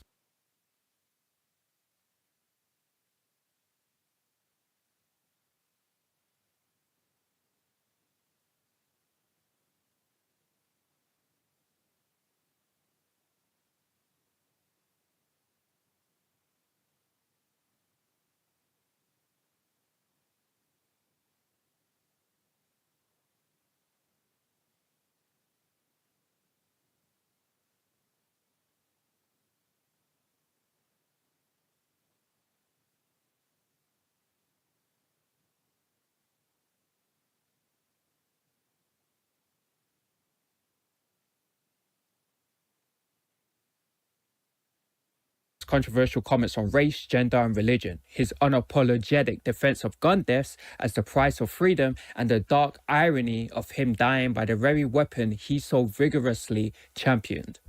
Aries dismissed the idea that snippets of Kirk's statements needed more context, insisting that enough bad milk is still sour even if it comes from different cows. Andy countered by pointing to Kirk's debate skills and the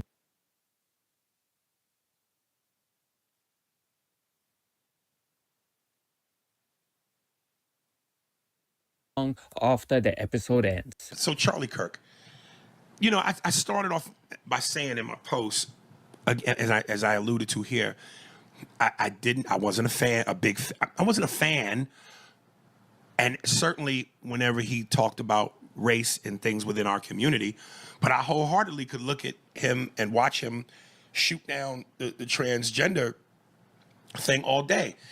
I don't necessarily agree with his stance on abortion. It's a woman's right to do whatever she wants.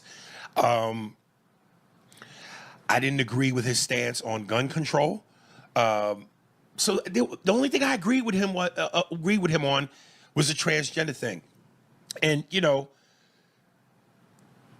again, what happened to him shouldn't have happened. You should be able to voice your opinions without your life being cut short due to murder, assassination, and there were people that were celebrating, which I think is wrong.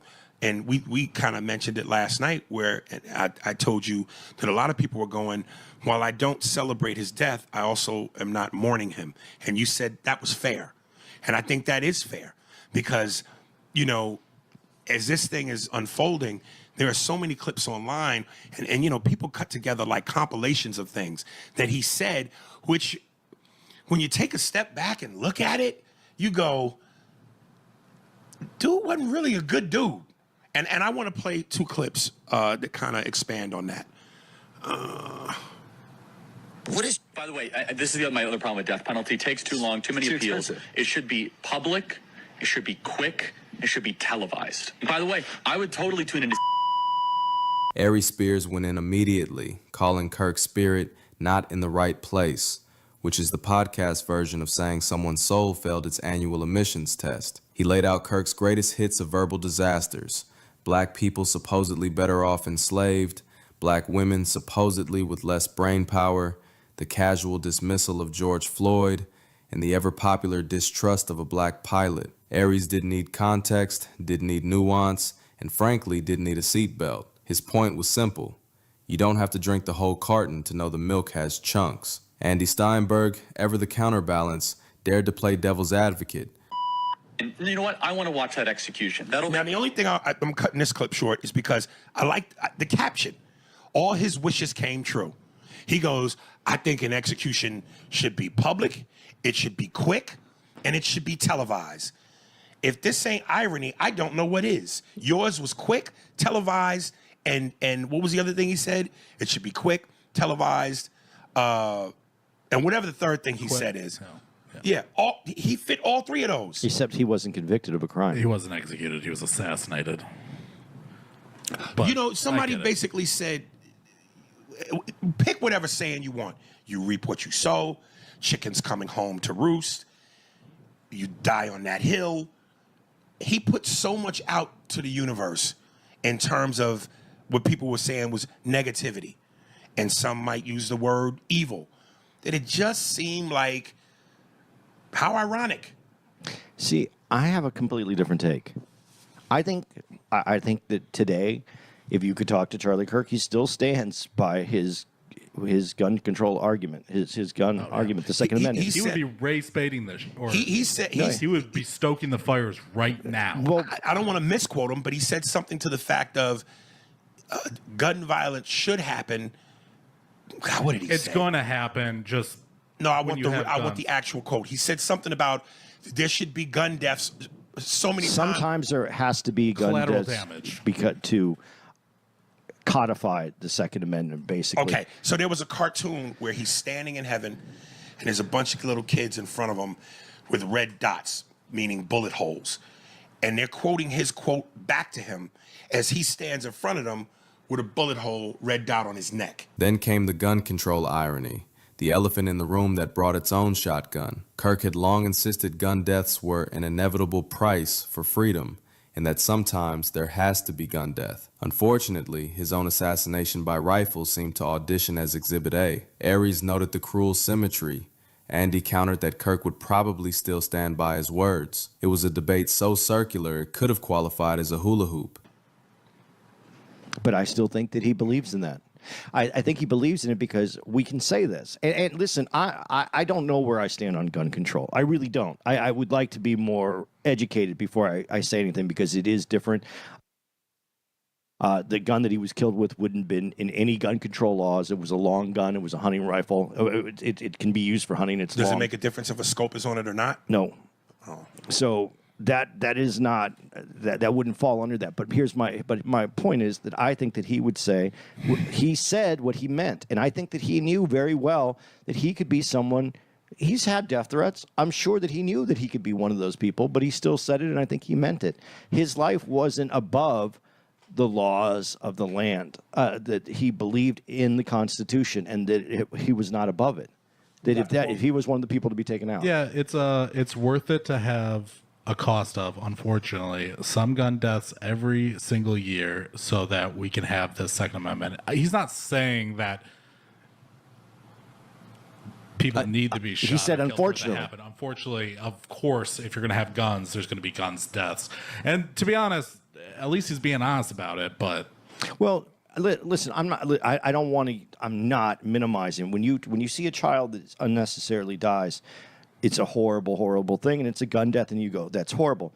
More children are killed in car accidents throughout this country. I'm not saying, but no one's going to yell at. We need to get rid of cars. Yeah, Everybody, we should only have trains. Cars, but you can put tons of safety precautions on them. You know what? But I'm sorry, it's not in the Constitution. It's in the Constitution, codified in the Constitution, that we have a right to those guns. But car accidents are just that. Accidents. Yeah. Nobody's getting into a car going, I'm going to mow down a school full of kids. Somebody is going.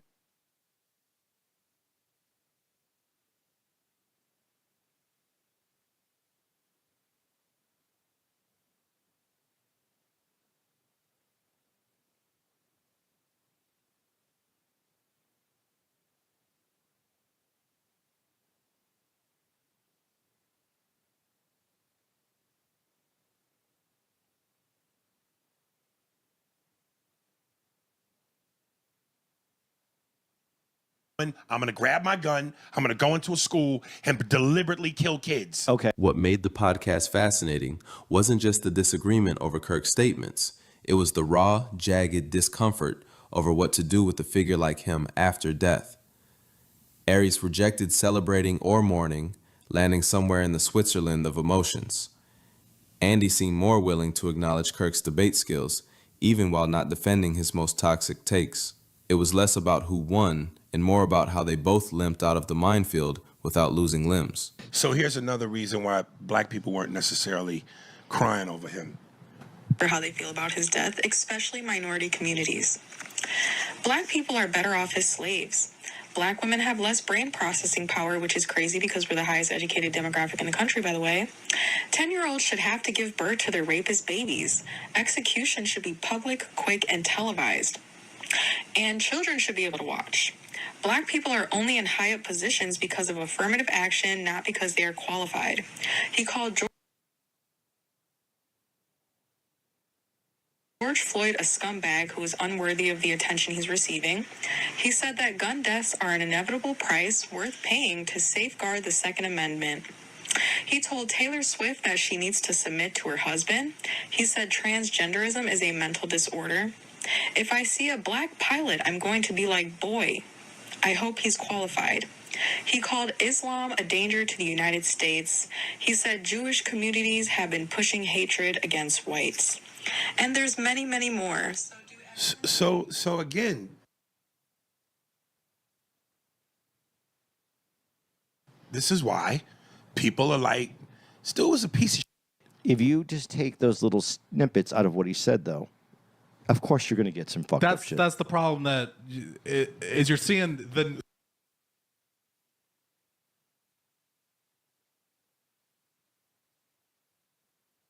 Islam a danger to the United States. He said Jewish communities have been pushing hatred against whites. And there's many, many more.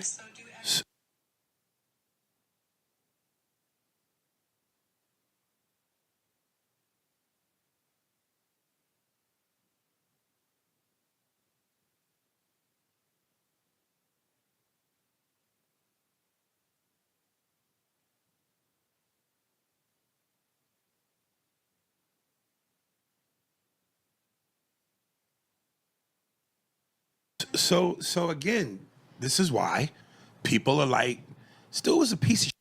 If you just take those little snippets out of what he said, though, of course you're going to get some fucked up shit. That's the problem that is you're seeing this is white nationalism, a little bit white supremacy wrapped up nicely with a suit and a smile. He's telling you all those things, but he's also doing it in a nice No, it's manner. not just a nice way, because those things are snippets of what his whole conversation is. Okay, whoa. Right, So why do you do that? So are you saying that we needed to hear the whole quotes to think of them differently or see them differently? I hope that he's qualified as a black pilot. He was talking about especially that if you use DEI and people know that black people are getting jobs because specifically over anyone else because of it and underqualified, that isn't going to make you uncomfortable, or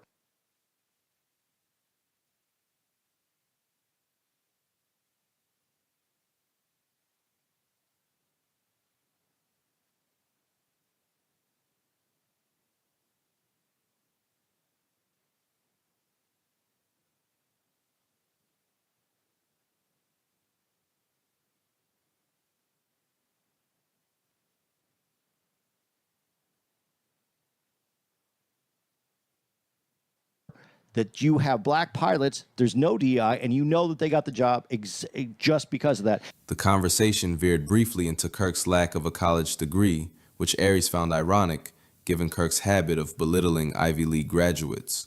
If credibility were a credit card, Kirk would have been swiping a library card while mocking people holding black Amex. But Andy defended Kirk's intelligence, even if uncredentialed, pointing out that smart people don't need diplomas to cause chaos. And somebody had a nice retort to that, talking about their brain power. All of them either graduated from Harvard, Yale. You know where he graduated from? Harper College. Who? I don't even think he went to college. He didn't go to college. Charlie Kirk. He didn't go to college. Harper, somebody said Harper College. He never graduated. He might have. Oh, say that part again. He never graduated. He never graduated. He talks about it. That's one of his talking points. Okay, so what right does he have to say to women who have graduated from Harvard and Yale their brain power, and you didn't even finish? As far as I know, he didn't even go. He started a foundation. You're not making the argument better. Well, it doesn't matter if he went or not. The dude is clearly really smart. But no, here's what I'm talking about. Let me get to what I just said. Here you are, talking about women who just happen to be of color, coincidence, with low IQs. You didn't even finish college if you even went. So I don't need to see the chunks in the milk to know it's bad. I can smell it. So as you sit here and get ready to go, I need to see the whole quotes. He's said enough wild that you know his spirit is not in the right place. Well, you know, when the Ukrainian woman thing happened, he was actually really outraged by that as well. But he would start throwing out the statistics. Black people have this high crime rate. You need to see the whole quote based on what you just heard about him saying about Jews. Yeah. You need to see the whole quote. Because he says some Jewish communities. There are some Jewish communities that have Isn't it funny? issues. He got issues with blacks, women, trans, anything from narcissists to racists to what's the other? Misogynist. I don't need to see the chunks in the milk. You can't smell it. At its core, the podcast wasn't really about Kirk. It was about the larger ecosystem of extremism, how rhetoric metastasizes, how context is weaponized, and how gun irony never gets old until it does. Both Aries and Andy wrestled with the moral gymnastics of separating the man's assassination from the man's mouth, but they kept tripping over the same problem. Does context save a person, or just politely rephrase the ugliness? In the end, their tension became its own statement. Aries planted himself on the side of wrong is wrong, no need to dress it up. Andy argued for the possibility.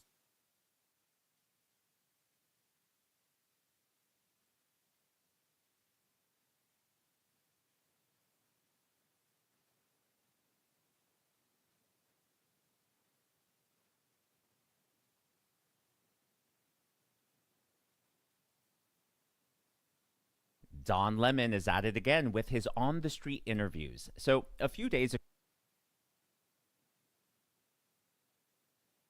ago, he went to Baltimore, and he was asking people about what they thought of President Trump's plan to send the National Guard to various cities to tamp down crime. Well, Don Lemon thought that most people in Baltimore would agree with him that it's overreach and an authoritarian move and just a flat-out bad idea. But to his dismay and surprise, most people in Baltimore, virtually everyone he talked to, agreed with him.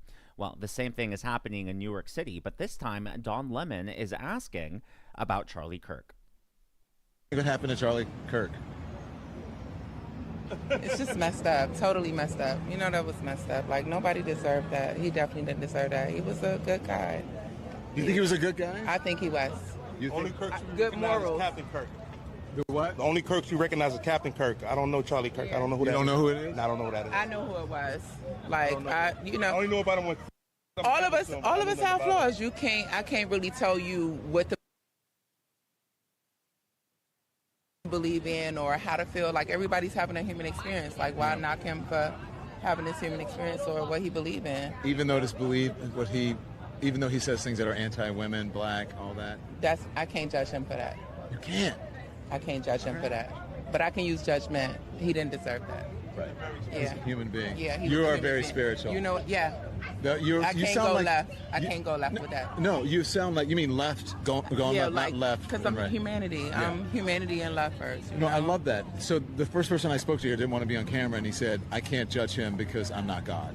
And so let him, let whatever the reaction is, if the government wants to give him a state-like funeral, if they let him do it because God is the only judge. And yeah, like, nobody really can judge him. Yeah. And like, I kind of like seen him before all of this happened, but I don't see whatever everybody else was seeing. So, Yeah. Yeah. Hey, that's how you feel. It's nice to see you. Keep in mind that New York City voted 67% for Kamala Harris. So most of the people he's talking to, if they ascribe to left-wing ideology, you would think that they would be on the same page as him, but person after person said, hey, no, I'm not going to judge him. No, I'm not going to celebrate death. And I don't know about you, but to me, that gives me a lot of hope. Now, I'm assuming that's her husband that was there with her. He said something interesting. He said, I don't recognize Charlie Kirk. I don't know if she does either. We know who Captain Kirk is. And to me, that also gives me hope, because it's a reminder that, yes, even though you and I are plugged into politics, if you're watching my video, you obviously care about the news, you care what's going on in the country, but believe it or not everyone pays attention to the news. Not everyone.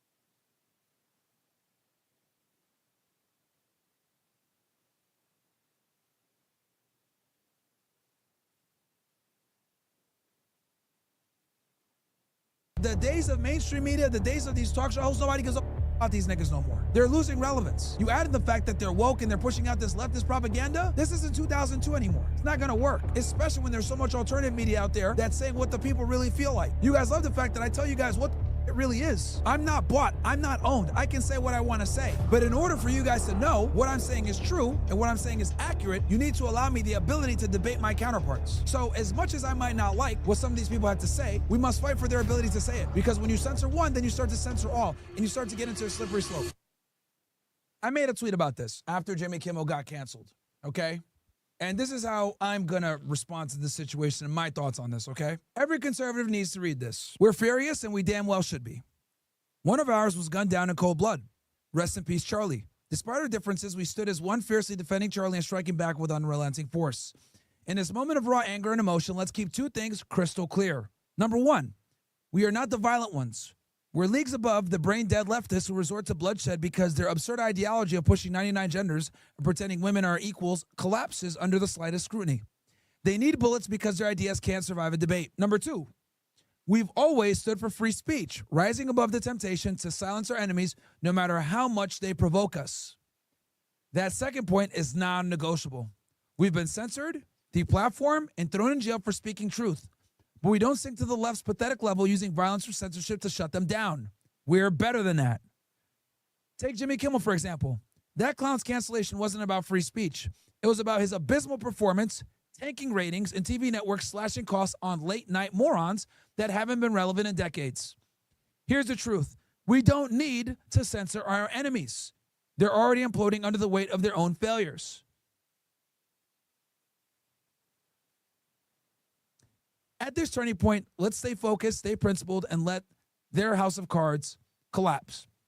Now, some people don't like that I said this, right? They look at it like, look, why the should we go ahead and extend free speech to these people when they've censored us for so long, right? My point is that to silence the other side is completely antithetical to what Charlie stood for. Charlie embraced debate. Charlie embraced open discussion. Charlie embraced talking to people that you disagree with. This is a big reason why I'm doing the debate with Destiny on Saturday, okay? Me and him disagree on everything, but I think it's going to be a fantastic moment for you guys to see two different ideologies clash, and then you can decide what you think. Because the only way to see the strength of your ideology is to put it through the crucible of debate. That's how things work, okay? And when you don't even allow for people to speak and have ideas clash, well, you don't know the merit of your arguments. So the left, for years, has ran from debate and had been pro-censorship. Why? Because their ideologies don't stand up to scrutiny and reality. 99 genders when we know there's really two. Are equal to men when we know that they're not, right? Saying body positivity is fantastic when we know that from a health standpoint, being fat is unacceptable and not good for your health overall, right? So when you have the truth on your side, you don't need to run from it. That is actually our biggest weapon, is the truth. So why are we going to limit our ability to showcase our strongest asset, our strongest weapon, which is the truth, by not using it in the crucible of debate? Okay? Having a right-wing mindset is like having a loaded gun. You don't know how lethal the gun is until you shoot it, which is the debate, the firefight. Okay? For us to sit here and say, yo, let's cancel these people, let's get rid of them, blah, blah, blah, we are doing what they did. And then, most importantly, they're able to say, look, they silenced me because they're scared. You guys don't get to hear their loony worldview. They had to censor us because they didn't have the truth on their side. We got the truth on our side. We don't need to censor them. They've been themselves up. And let me be explicit about this when it comes to Jimmy Kimmel. They're not getting rid of him because of a distasteful joke. These networks, ABC, NBC, etc., they're run by leftists and liberals. They care about two things. Number one, public sentiment, and then number two, money. And for years, late night talk shows have gone down the drain, okay? They were extremely popular in the 80s and the 90s with David Letterman and Jay Leno, legends like that. Then I think Jimmy Fallon came in, and then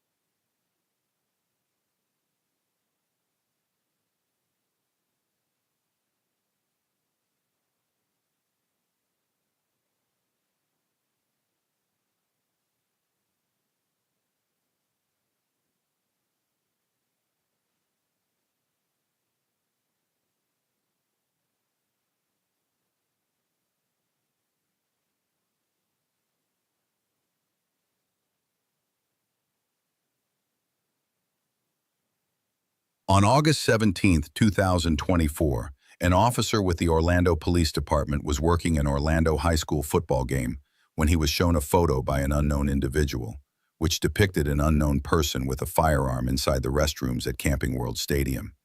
After viewing the photo, he began searching for anyone matching the description.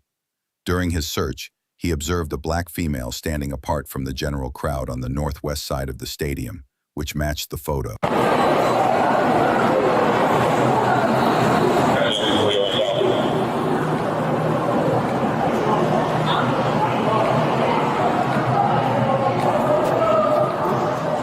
Hey, relax, relax, relax. Yep, right here. Yep, I got it. Hey, you got cuffs on? Can you put on speaker? You got gloves? Hey, we're 10-12 with your Is that behind? Hey, my car's on the other side right here. Yeah. Yeah, 10-4 underway still. We just got it secured. We're on the left side of the stadium. Can you look at our number? No, that's not how this works. Hey, what's your name? You got ID on you? I need to get it out of the way still. I don't have gloves. I didn't want to touch you. All right, yeah. I got some in my car.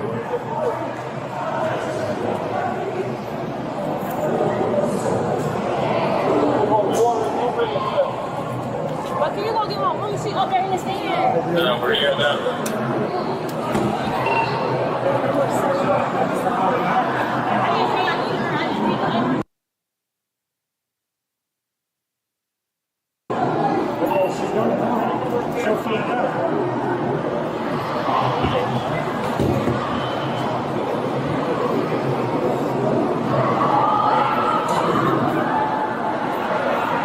Yankee 18 headquarters. Can you copy a 0 from the please?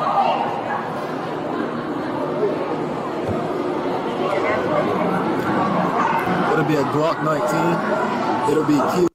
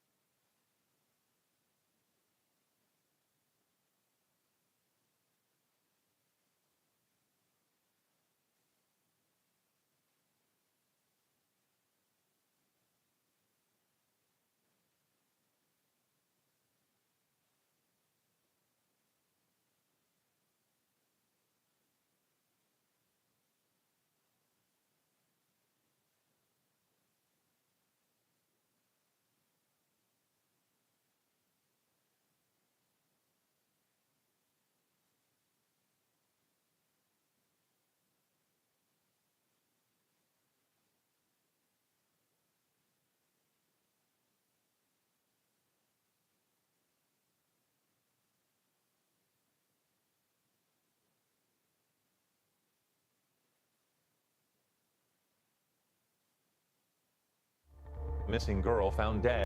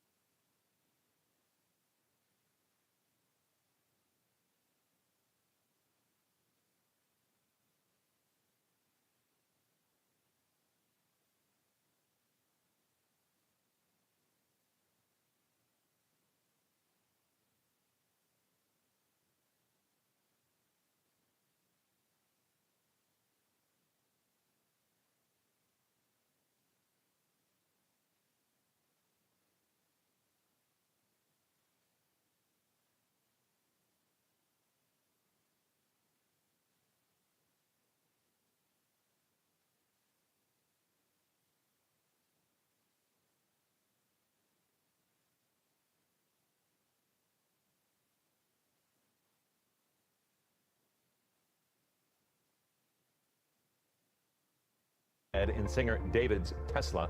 We now know police have searched a home in the Hollywood Hills where David had been living. This video shows crime scene investigators carrying out a laptop and other items. You just seem very lively and friendly. I just hope that the truth comes out and she gets justice for what happened to her. Messages between Celeste and her friend at the time she was missing. Are you going to talk to David or go back with him? Because I don't want you to get into any more trouble with him. Nobody ever caught me, but I've spoken too soon. In the back of a police car. You're not looking good, dude. David is going to find himself behind bars because investigators are putting together a case that exposes him for grooming an 11-year-old girl for several years. David isolated her from her family and eventually had her trapped as his personal prisoner as she was reported as a missing person.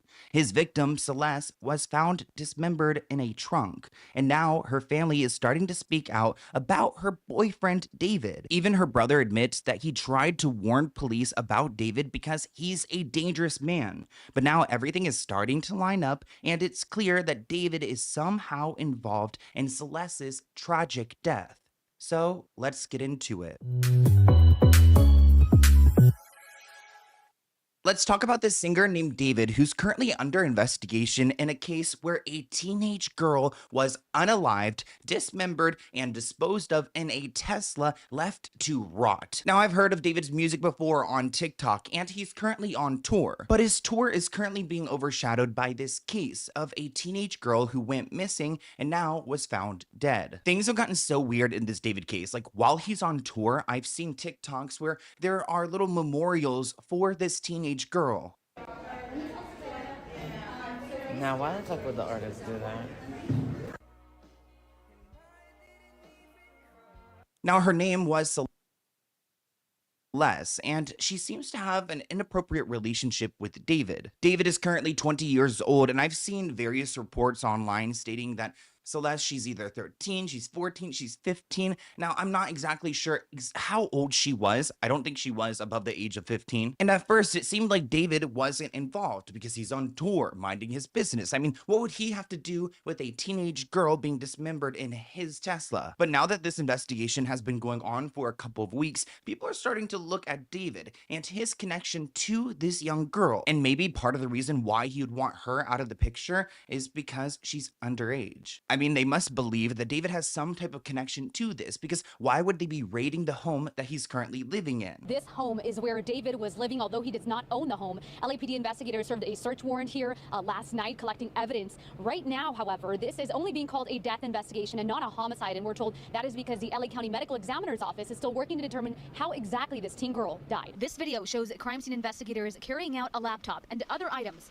from this home on Doheny Place. That's possible evidence. Police remaining very tight-lipped about the investigation. One neighbor we spoke to remembers seeing that distinct Tesla for a while.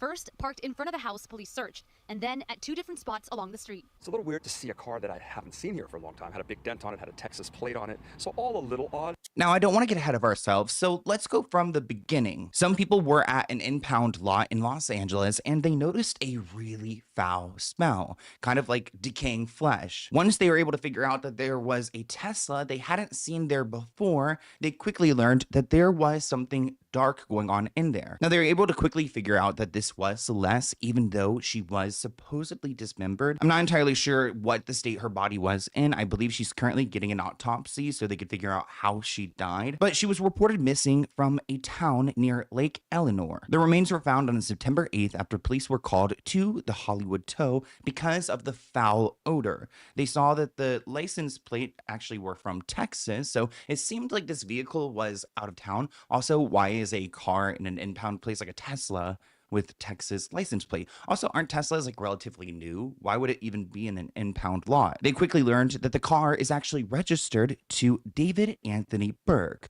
our guy David we're talking about today. Well, David is currently on tour at this time, so why would his vehicle be at this lot? I mean, you would think that somebody had probably stolen it and committed this horrific act, but his vehicle was never reported stolen. Now, the car itself wasn't put in the impound lot. It was actually towed from the Hollywood Hills after it was abandoned there 5 days before the body was found. So we're talking like September 3rd. The medical examiner's office said the girl was wearing a tube top, black leggings, a yellow metal chain bracelet, and stud earrings. It appears that the girl had been dead for an extended period of time, and she also had a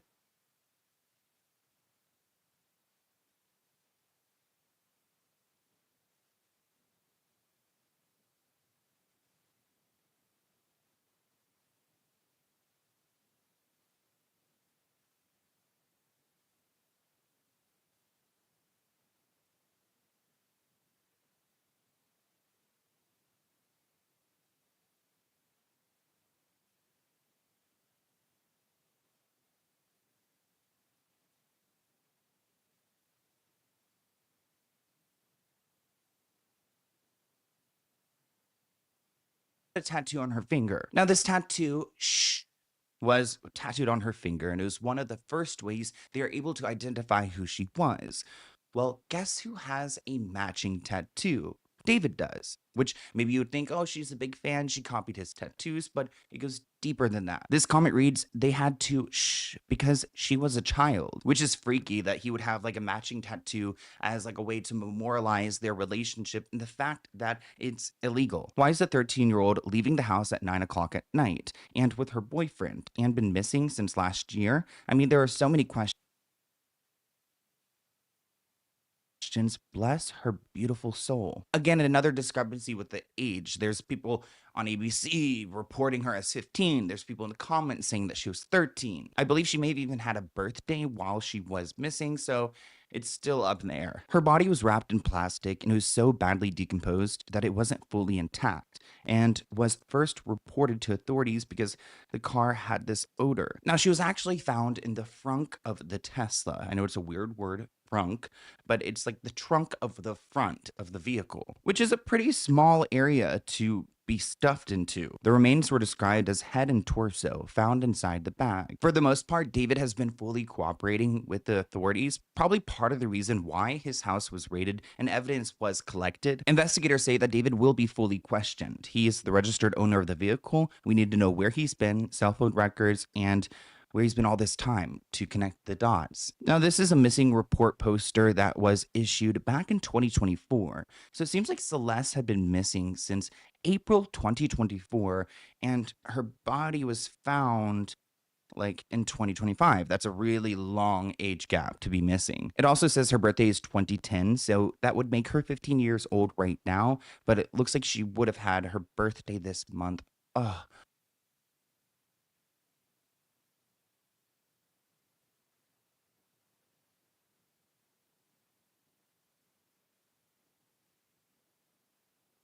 Rest in peace to this beautiful soul. So she probably was dead before her birthday. So when she was 14, because she was found the 8th, and they suspected that she had been dead in that car for at least 5 days. Celeste's mother had always held out hope that one day she would return. She knew that her daughter had left with her boyfriend, and her boyfriend's name was David, but that was pretty much all she knew. And it seems like Celeste may have had a disruptive home life because it wasn't her first time running away. So many people are questioning, how is Celeste connected to David? Here's one TikToker who's claiming they came across messages. These are messages between Celeste and her friend at the time she was missing, where her friend says, I'm just gonna check up on you, and she responds, I don't want to talk to anyone. That's it. Okay, yes, of course, but you have to swear you're gonna stay safe. Are you gonna talk to David or go back with him because I don't want you to get into any more trouble with him? I'm safe. No, I'm not. Okay, I love you. I'll text you in about a week. Don't delete Insta. Love you too. Here's where things get weird. Celeste says it can bleed and not bleed during, because you probably did it when you were younger. I didn't because I wasn't. You said you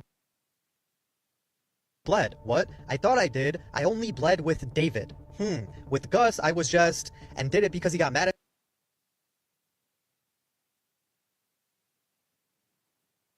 it can bleed and not bleed during, because you I love you. I'll text you in about a week. Don't delete Insta. Love you too. Here's where things get weird. Celeste says it can bleed and not bleed during, because you probably did it when you were younger. I didn't because I wasn't. You said you bled. What? I thought I did. I only bled with David. With Gus, I was just, and did it because he got mad at me the first time for not having with him. Now, Celeste has a brother, and supposedly he's only stated that the family is currently grieving. But in the past, her brother has publicly claimed to have wanted law enforcement to go and look into David potentially being dangerous, especially a threat to his sister Celeste. He claims that his concerns were not acted upon. He also shared disturbing details about their relationship and events following her disappearance. This person shared some screenshots on Twitter about Celeste's brother speaking up and how he claims he was threatened by David and his people about raising alarms as far as his sister's safety. I don't know where these text messages came from. I cannot verify them, but it seems like the internet has been appointed as like the chief investigator, and they're going to be the ones to solve this case. So somebody asked this account, dude, why does David follow you? All the respect to your sister, and I hate how bad people are being. Was it really him? Jesus. Well, the brother responds, yeah, it was him, because he found my account out of nowhere and followed me. Well, he has it coming. That's wild. Just randomly, did you ever get to talk to him? This guy responds saying, I met him in person once. Did you and your family know of your sister being with him? Like, was she living with him? The brother responded, I knew, and I went to the police about it, but there was a lack of evidence, so it was waved off. BS. Now there's 1,000 people backing you, and that won't happen again. But if they had listened, the brother responded, even then, they don't do anything. They haven't even done anything towards him. They ask, how long has Celeste been dead for? Her brother responds, dead? For 2 weeks. This person shares that other people have been speculating that it's been about a month. And he goes on to say that this David dude is a weirdo. His songs all have weird messages and imagery. Since this person mentioned David's music to Celeste's brother, let's take a look at his music. So David released his music video for his song Romantic Homicide on the birth date of Celeste, who had died in his car. In the lyrics, he sings, in the back of my mind you died and I didn't even cry, no, not a single tear. And I'm wow, can you imagine? So Celeste died for him and not even a single tear? Like, what are we talking about? And I'm sick of waiting patiently for someone who won't even arrive. In the back of my mind, I killed you and I didn't even regret it. I can't believe I said it, but it's true. I hate you. Now, the song was released in 2022. It's just interesting that the music video was released on her birthday. There's another one of David's songs I want to play for you guys. It's unreleased, so hopefully it won't get copyrighted. We'll see if YouTube allows us to listen to this, but let's give it a shot. Nobody ever caught me, but I've spoken too soon. In the back of a police car, I forgot whatever I knew. I ain't Oh, so his music, he's just asking for this charge. telling nothing. Do the same if they ask you about About her. I wonder who her is. Well, if you take a look at more of his songs, he has a song titled Celeste. Oh, Celeste, the girl with my name tattooed on her chest. Smell her on my clothes like cigarettes. I hear her voice each time I take a breath. I'm obsessed. Oh, Celeste. Missing you so much makes me depressed, but I digress because, well, shoot, I mean, right here he's got a song dedicated to this girl that he was supposedly dating. The relationship, because it's illegal. Somebody shared this on Twitter. So David has a song, Decide, that dropped March 2022. Celeste, who was born in September 2010, was only 11. The lyric, save your tears 7 years, points to her being 18 in the future. People say that they had been talking since she was possibly 11. And as people started to dig, they noticed that there was a pattern that David released a song every year on Celeste's birthday. Dude, so it's nothing, right? So it's not, so I can go like this? Yeah. No, I didn't inspect Element. I swear to God, I'm in LA and it says September 7 for me. Case correct. It's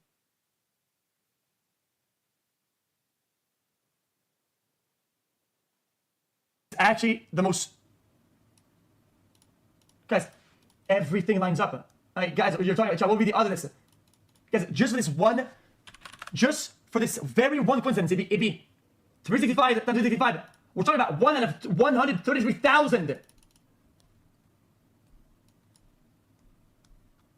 not 3, so you take the first line as the baseline. You guys might be thinking, Sloan, is this a conspiracy video? Well, let me show you the evidence that these two were around each other. We have photos and videos to prove it. So now it's starting to add up a little bit more. Like, David has this random car that's in an impound lot. There's this random girl in it. Like, how would he know? Well, there's a long history here. Seems like David murdered her to hide evidence. Yeah, that's it, water. This it, water. This it, water. This it, water. So we've got David and Celeste. Don't be shy. Don't be shy. Don't be shy. One person wrote, that is her. It's literally what she was wearing in the missing person's photo. And they've got that right because it is the exact same outfit that she's wearing in this photo that's out there for the public to see, to like recognize her by. It's crazy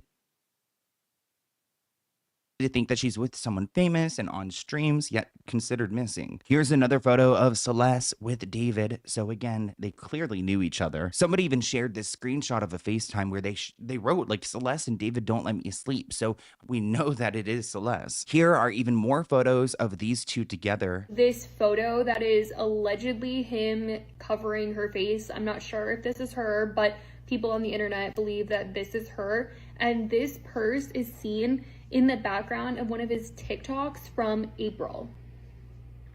Like, is this not so scary? Like, you're not looking good, dude. In these photos, you could see that David is a fan of Hello Kitty, which is relevant because Celeste went missing wearing Hello Kitty. So interesting that he would become such a big fan of Hello Kitty because his girlfriend is also a fan. One person shared on Twitter the fact that Celeste went missing wearing her Hello Kitty keychain, and seeing this, David's profile picture, disgusts me. She was just a baby. It's weird that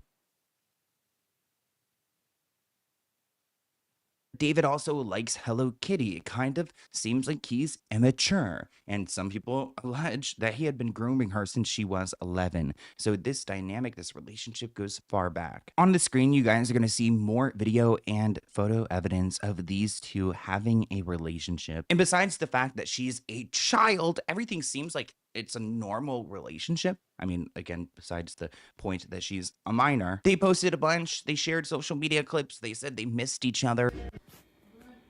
Why are you doing this, yo? Relationship goes far back. On the screen, you guys are going to see more video and photo evidence of these two having a relationship. And besides the fact that she's a child, everything seems like it's a normal relationship. I mean, again, besides the point that she's a minor. They posted a bunch. They shared social media clips. They said they missed each other. Why are you doing this, yo? This is not this. David shared a video on social media showing this man chopping up meat with the caption, "Me if I see her talking with other dudes," which is a little bit freaky because we're talking about her possibly being like dismembered, chopped up. David's made a lot of weird reposts on TikTok, like sharing one where this couple is talking about possibly being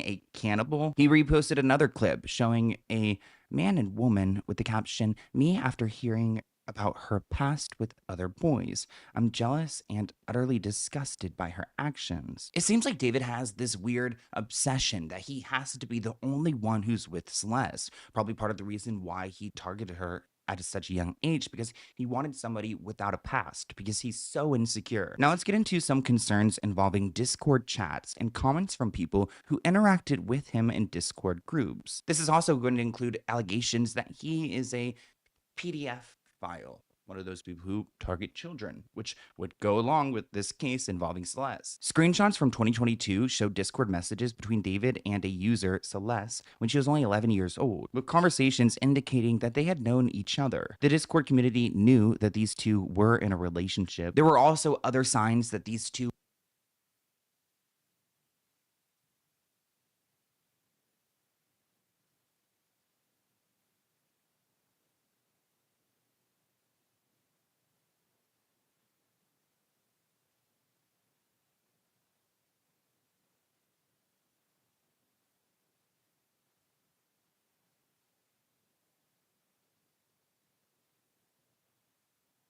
were romantically involved. I mean, hence the tattoo. Now, in these images, you'll see screenshots and private messages from Discord and other platforms between 2022 and 2024, indicating a relationship between Celeste and David. Celeste is being identified as his girlfriend in some chats. Some messages allegedly describe intimate encounters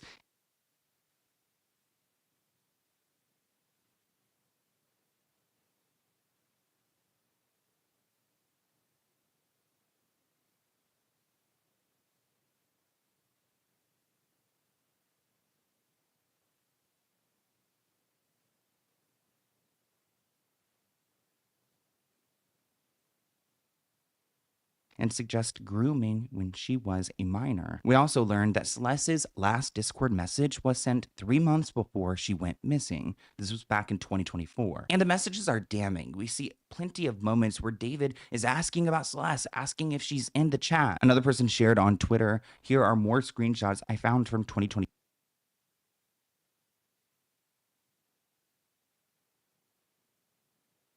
2023, where it's mentioned that David was speaking to other minors. Now, because there's so much evidence that David is in this relationship with Celeste, and on Discord he's receiving some backlash, he's trying to be proactive at the time. So there are allegations that he tried paying people off who went to her high school and knew about their relationship. One person wrote on Instagram, "Not even a year ago, my homie told me that David owes money to people in Lake Eleanor. Now this girl is dead,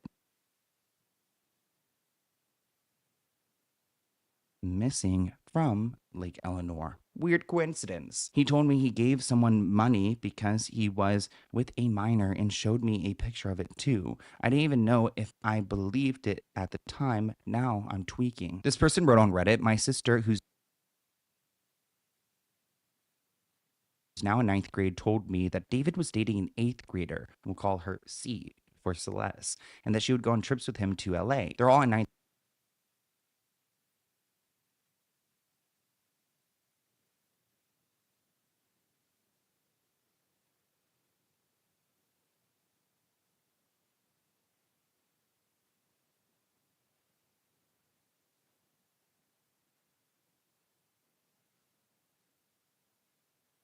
grade now, and it turns out that Celeste's friends knew that he would pay to keep their mouth shut. Celeste has been missing for, I guess, at the time of this reporting, over a month now, and nobody knows her whereabouts. It is interesting that David was spotted only 3/10 of a mile from Celeste's family's home in Lake Eleanor, California, 70 miles from downtown LA. So he's been pictured in this town, and I'm sure officers are asking him, "Hey man, what were you doing there?" And supposedly this picture captured a moment where he was literally paying off some people to keep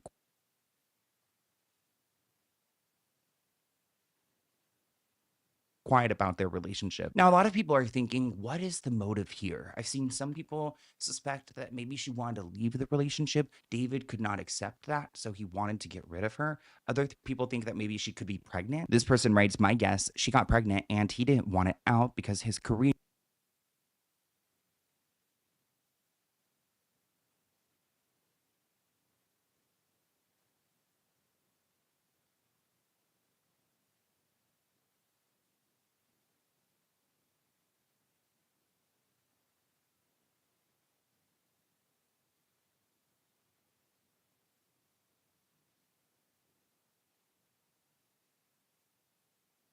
is just kicking off." Now, this article asks if Celeste was pregnant. David's chilling old tweet hints that she was begging to go back to family. I mean, I'm sure she was, being like a 13, 14-year-old girl. She did not know enough about life to agree to go and live with this man. An old post from David from back in 2022 surfaced on social media.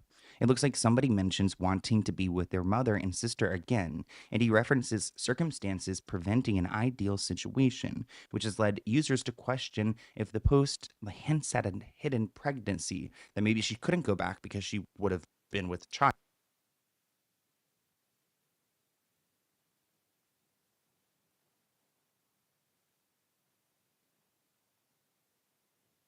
About life to agree to go and live with this man. An old post from David from back in 2022 surfaced on social media. It looks like somebody mentions wanting to be with their mother and sister again, and he references circumstances preventing an ideal situation, which has led users to question if the post hints at a hidden pregnancy, that maybe she couldn't go back because she would have been with a child. He wrote,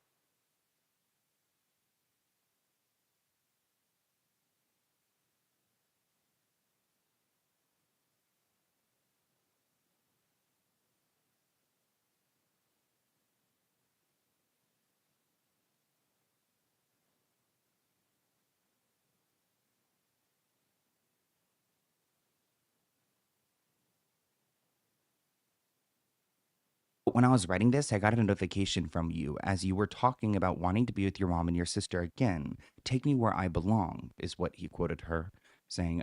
"But our circumstances won't allow us to be in our ideal situations. We gotta push through it, bro." So many people are calling him out. "You are sick. Taking advantage of a child is horrible. She would have been 13 years old at this point.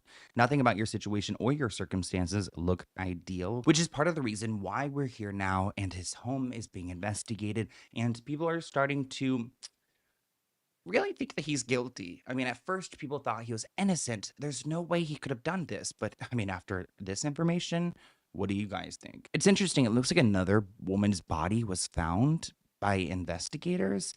Could there be another victim? The medical examiner has released new details on the remains of one of the two women who were discovered in vehicles at 2 tow yards this week. The body of the second woman was found on Tuesday in South Los Angeles after family members filed a missing persons report, and they tracked down the woman to a scorched Honda Civic in a tow yard. We don't know much more about this other woman. I'm not going to write it off that she could not be his victim, but it doesn't seem like there's any clear association between the second victim and David. But I know David is feeling the heat right now. He has limited his comments on social media. Brands are starting to drop him. Nobody wants to be associated with a man who's involved with a minor who is now dead and supposedly was in a romantic relationship with this full-blown adult. Other artists are also trying to disassociate themselves from David. Kali Uchis, for example, has now been trying to wipe her record clean of this man. Somebody asked her, like, aren't you friends with this guy? And she said, no, I'm not friends with him. We collaborated on a song, but she wants no association with him. So he's supposed to drop an album today. As you guys are watching this video, I don't know how he's going to be able to get away with this. I mean, investigators aren't investigating this as a murder yet because they have to do the autopsy.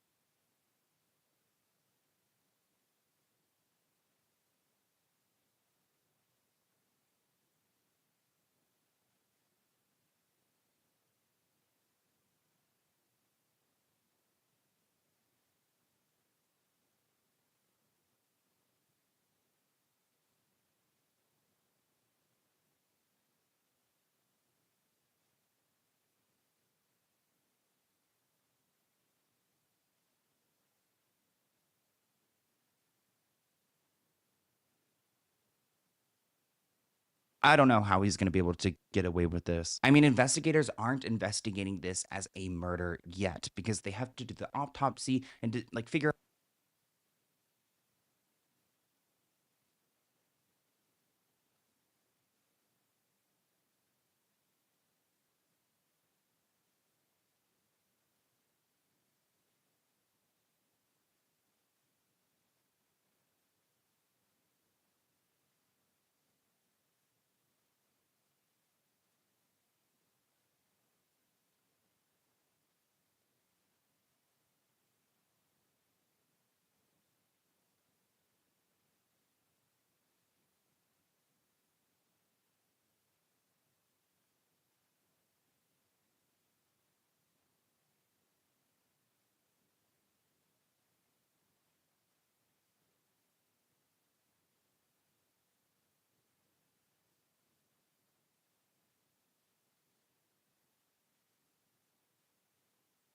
out how Celeste actually died before they could say she was murdered. But after they determined that, if I was David, I would I don't know what I would do. Well, first, I'd never commit the crime in the first place, but if I did, and I would never, can you imagine? I would, like, you'd have to run away, right? Like, go to a foreign country, like, get a bunch of plastic surgery, like, completely erase your whole identity. But the important part here is that we have a victim named Celeste, and she needs justice. I don't care if she was 13, 14, 15. She was way too young, and to have an ending so brutal and disturbing like that, nobody deserves it. So I hope there's justice here, and I want to hear what you guys think in the comments below. Bye, guys.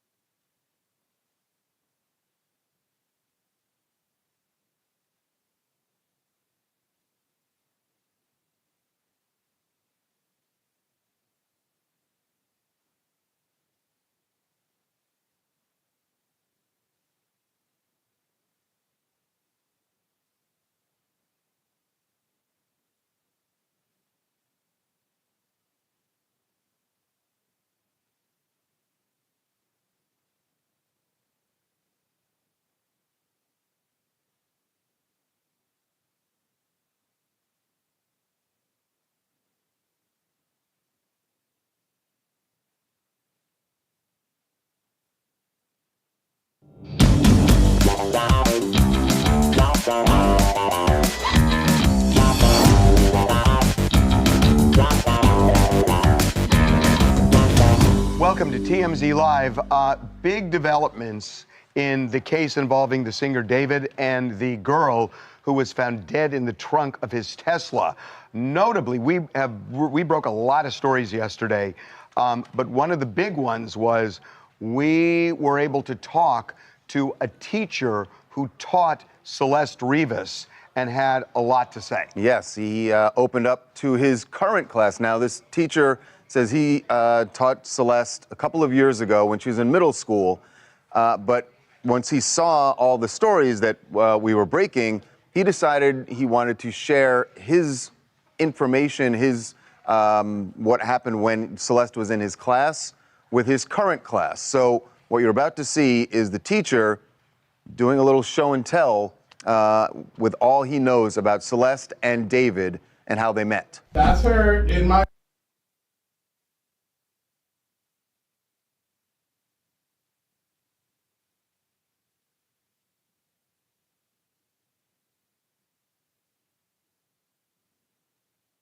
classroom in front of this poster right here. She's been missing since I taught her. So when I taught her, she met this dude on social media. He was a rapper in LA. He came and got her. She ran away from home. She was gone for like a month. The cops found her in Hollywood, brought her back to our school. She came back to our school, kind of told people this story.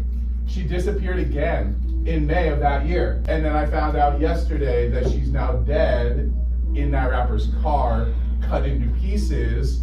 You want to know how they met? I feel like I just said it. Social media. So he said...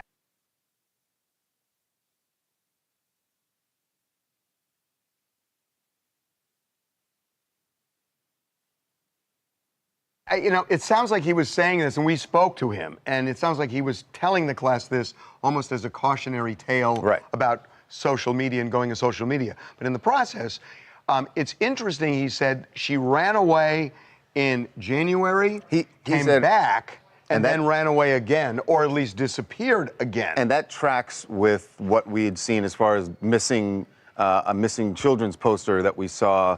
There was one earlier in the year, and then there was the one in May of 2024. So. And we did confirm, too, that he was, in fact, a teacher at her school at that time when she used to go to school in Lake Elsinore. He is no longer a teacher there.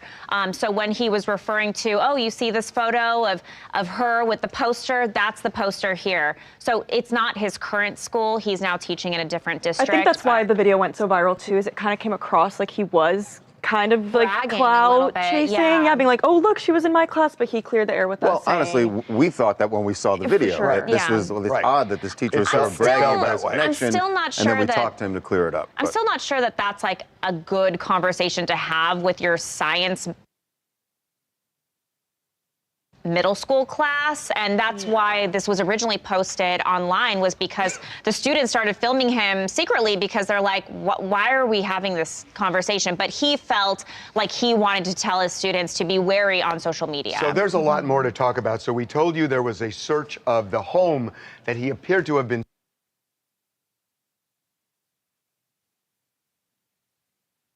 staying in the Hollywood Hills. So we now find out that they were testing for blood. There's something called luminol, which can light up a floor. Everyone's seen this on CSI. Yeah. That they spray it, and it, allows them to see if there are traces of blood, even if it's been cleaned up. So they were looking, on the floors. They were looking in drains to see if there were any traces of blood. We don't know what the results of the search were, but it's significant because the Tesla that contained her body in the trunk was parked nearby. And so it seems like their working theory is she might have been killed if she were in the house. Killed or dismembered in the house and then placed in that car and parked, a block and a half away. Right, and we should say that the police have not named a suspect yet. The police have not named a person of interest yet, but that doesn't mean they don't have one. They got a search warrant, which means they clearly were able to show a judge that there was probable cause to believe a crime was committed. But the police have been playing this really close to the vest. We also don't know what David's cooperation has been with cops. We were told early on he was cooperating with cops. Now it seems kind of unclear, but it is kind of interesting because... Well, he's not talking to cops.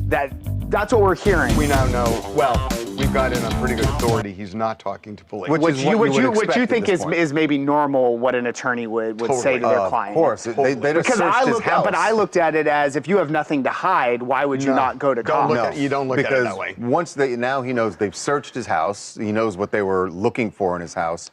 Anything he says is incriminating. But it is interesting, though, that now they have finally announced that the tour dates, he was supposed to perform in San Francisco. Is today the 19th? Yeah, or the 18th? Tonight, San Francisco, and then, tomorrow, no, LA. it was tomorrow at the Greek in Right. LA. Those have both been canceled. So he's not going to be performing. Scrubbed from the Grammys. Scrubbed from the Grammy Museum, which he was also supposed to have an appearance at next week. And he was supposed to be dropping a deluxe album with Interscope, who we now learned that they've pulled all that. So clearly he knows he has a lot going on.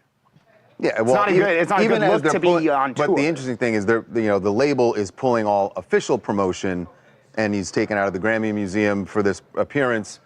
But there's still a lot of publicity around his name and his songs. His streaming. Well, that's not the only thing that's been pulled, though. We also reported this morning that those bloody shirts, the bloody clothings that were a part of his act and a part of some of his songs and the music videos, they're not available anymore. Well, and it's interesting. The songs are, the titles of these songs are just Romantic Homicide, which, by the way, is the number one streaming song for him right now. Right. Coincidence, but a creepy one. So we also got, look, a lot of people are wondering, what was the relationship between this 15-year-old girl and this 20-year-old guy? And this goes back maybe to when she was even 13 and he was 18. Right. So we were able to get some video of the two of them together. So we've seen photos, and now we've got video of them on a live stream where they're interacting with some of his fans.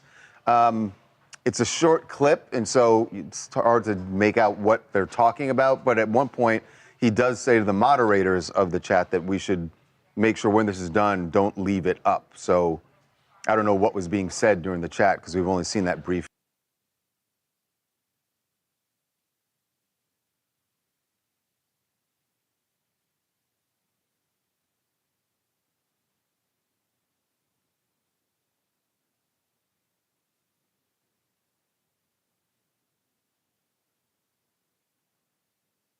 Well, she's pointing at some comments. I think people were making comments. You can't tell which one she's pointing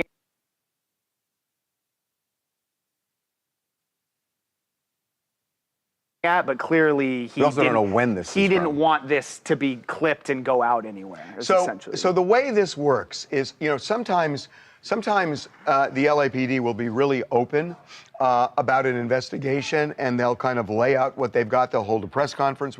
They have done they are holding this as close to the vest as just about any case I've ever seen. And you're right, but it reminds me of the Brian Kohberger case, where everybody was on the police saying, you are not giving us any information, you're bungling this case, and then they came out with a very airtight case, which resulted in no trial. The difference with Kohberger is that with Kohberger, you didn't know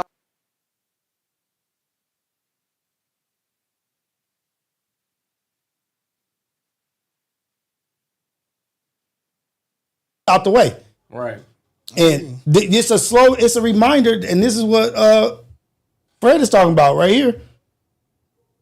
Uh-oh. Nope, that's not what he's talking about. Bear with us, you guys. It's been a while. Oh, so where's the display? I gotta find the display. Hold on, let's see. We'll find it. There we go. Boom. It's right there. It's right there.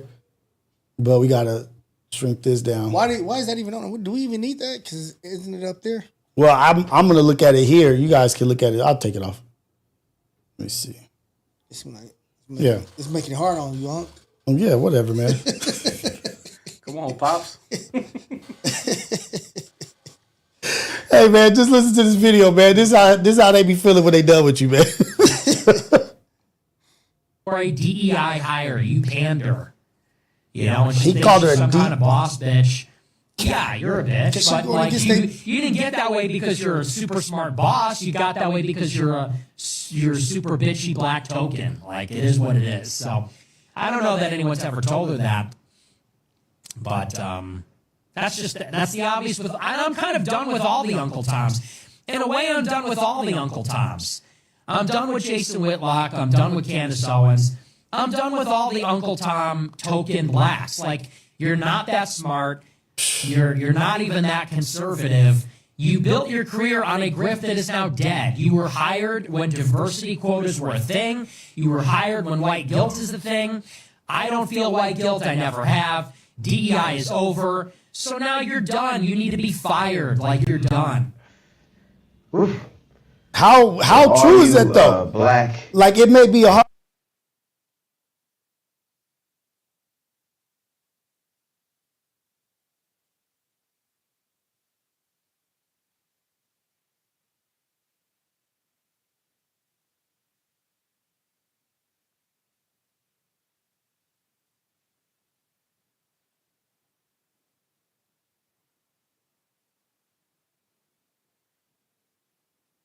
And then I made Romantic Homicide, and it was so different than everything else I had made because it was actually sad. It was slow, it was sad, it was emotional. What up, fam? The heat is about to get turned up following straight-up murder confession from R&B star David, who was being filmed. We talking about him admitting to killing a 15-year-old Celeste Rivas found dead in his Tesla. What's worse, his entire team knew about it. Let me break down this wild situation that's got the music world shook. David's leaked confession audio exposes murder details. She was only 15, yet David believed she was the best girl for him. Yo fam, that's a video of an outing showing David and the deceased 15-year-old who was allegedly offed by the singer. But first, let's dive straight into the most damning evidence that's got the whole internet convinced David is guilty as charged. The leaked unreleased demo track titled Celeste emerged online on September 17, 2025, the same day Celeste Rivas Hernandez's remains were officially identified. This ain't no regular song leak. This is a 2-minute and 47-second confession wrapped in an R&B ballad that's got people saying this cat literally sang about the murder before anyone knew about it. The track itself is haunting, produced with that signature lo-fi style David's known for, but the lyrics are what's sending chills down everyone's spine. Independent verification shows the vocals and production match David's known style from 2023 sessions, with file metadata indicating it was recorded in December 2023 at a Hollywood home studio. That's 4 months before Celeste disappeared, which makes this whole situation even more twisted. The most chilling part of this leaked track comes in the bridge, where David explicitly names Celeste and describes details that match up perfectly with the crime scene. He sings, "Oh Celeste, the girl with my name tattooed on her chest. Smell her on my clothes like cigarettes. I hear her voice each time I take a breath. I'm obsessed." But it gets worse. He continues with, "Missing you so much makes me depressed, but I digress because..." And then the track just cuts to an instrumental solo like he realized he said too much. The tattooed on her chest line loosely matches Rivas's finger tattoo that says shh, which David got an identical version of in September 2024. The "smell her on my clothes like cigarettes" line is what really has people spooked, because that's exactly what employees at the tow yard described: a foul, rotting smell coming from the Tesla that had been sitting there for months. According to TMZ, just last night, the office listed the victim's gender as female, a height of about 5'1" and 71 pounds. This person has wavy black hair, and she apparently has a tattoo on her right index finger that reads shh. Apparently, she had been wearing a tube top, black leggings, had a metal stud earring, and a metal chain bracelet in the shape of a W. According to TMZ, though, to be more specific here, there is no definitive conclusion as to age, gender, or cause of death. The leak debuted on Xbyte at dazed coverage via a Dropbox-sourced file allegedly shared with a producer in January 2024. Within hours, the post exploded to over 700 likes and then spread like wildfire across TikTok, YouTube, and SoundCloud. By September 18th, it had racked up over 1.5 million streams across platforms, often captioned as David's murder ballad. But the leaked song is just the tip of the iceberg. The Discord messages and alleged call transcripts that surfaced are what really paint the picture of someone coordinating a cover-up. Around 10 screenshots from David's fan Discord server, David's Petals, have been circulating, dating from March to August 2024. These messages allegedly show David coordinating the disposal of Celeste's body and bragging about silencing her permanently. The most damaging screenshot comes from April 10th, 2024, just days after Celeste disappeared. In a private group chat, David allegedly wrote, "Celeste flipped out last night, had to calm her permanent, wrapped her tight in the frunk, plastic from Amazon, park it in Hollywood Hills, let it sit till towed, no tickets on it yet." When someone in the chat responds, "Body disposal, risky AF," David allegedly replies, "Tour alibi covers."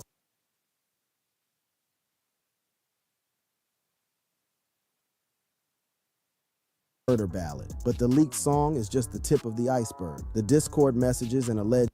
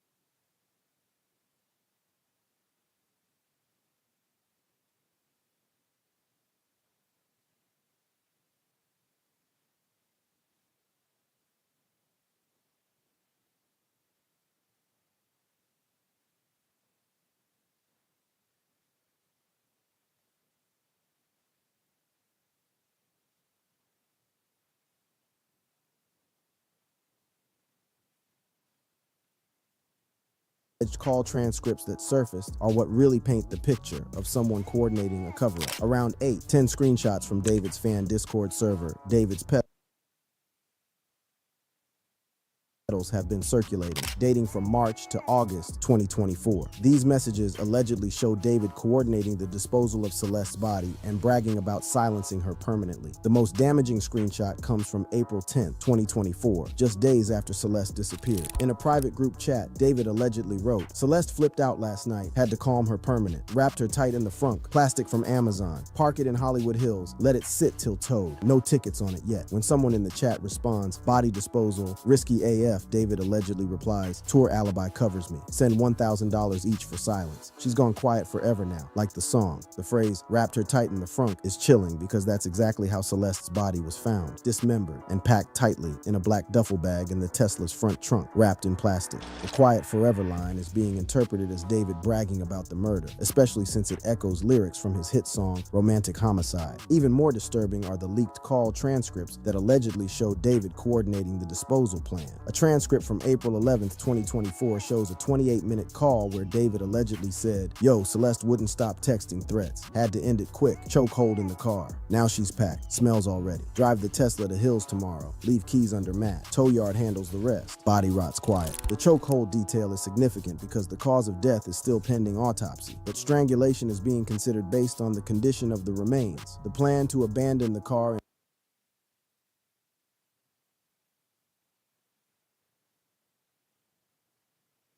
Hollywood Hills is exactly what happened. The Tesla was found there after being towed for unpaid tickets. But David wasn't done allegedly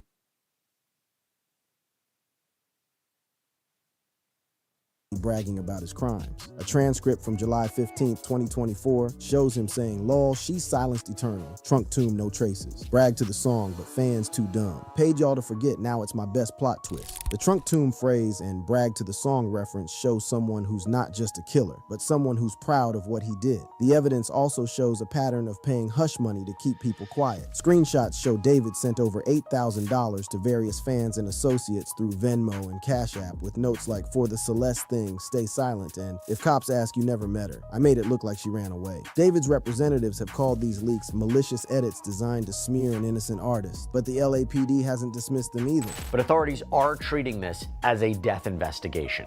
A spokesperson for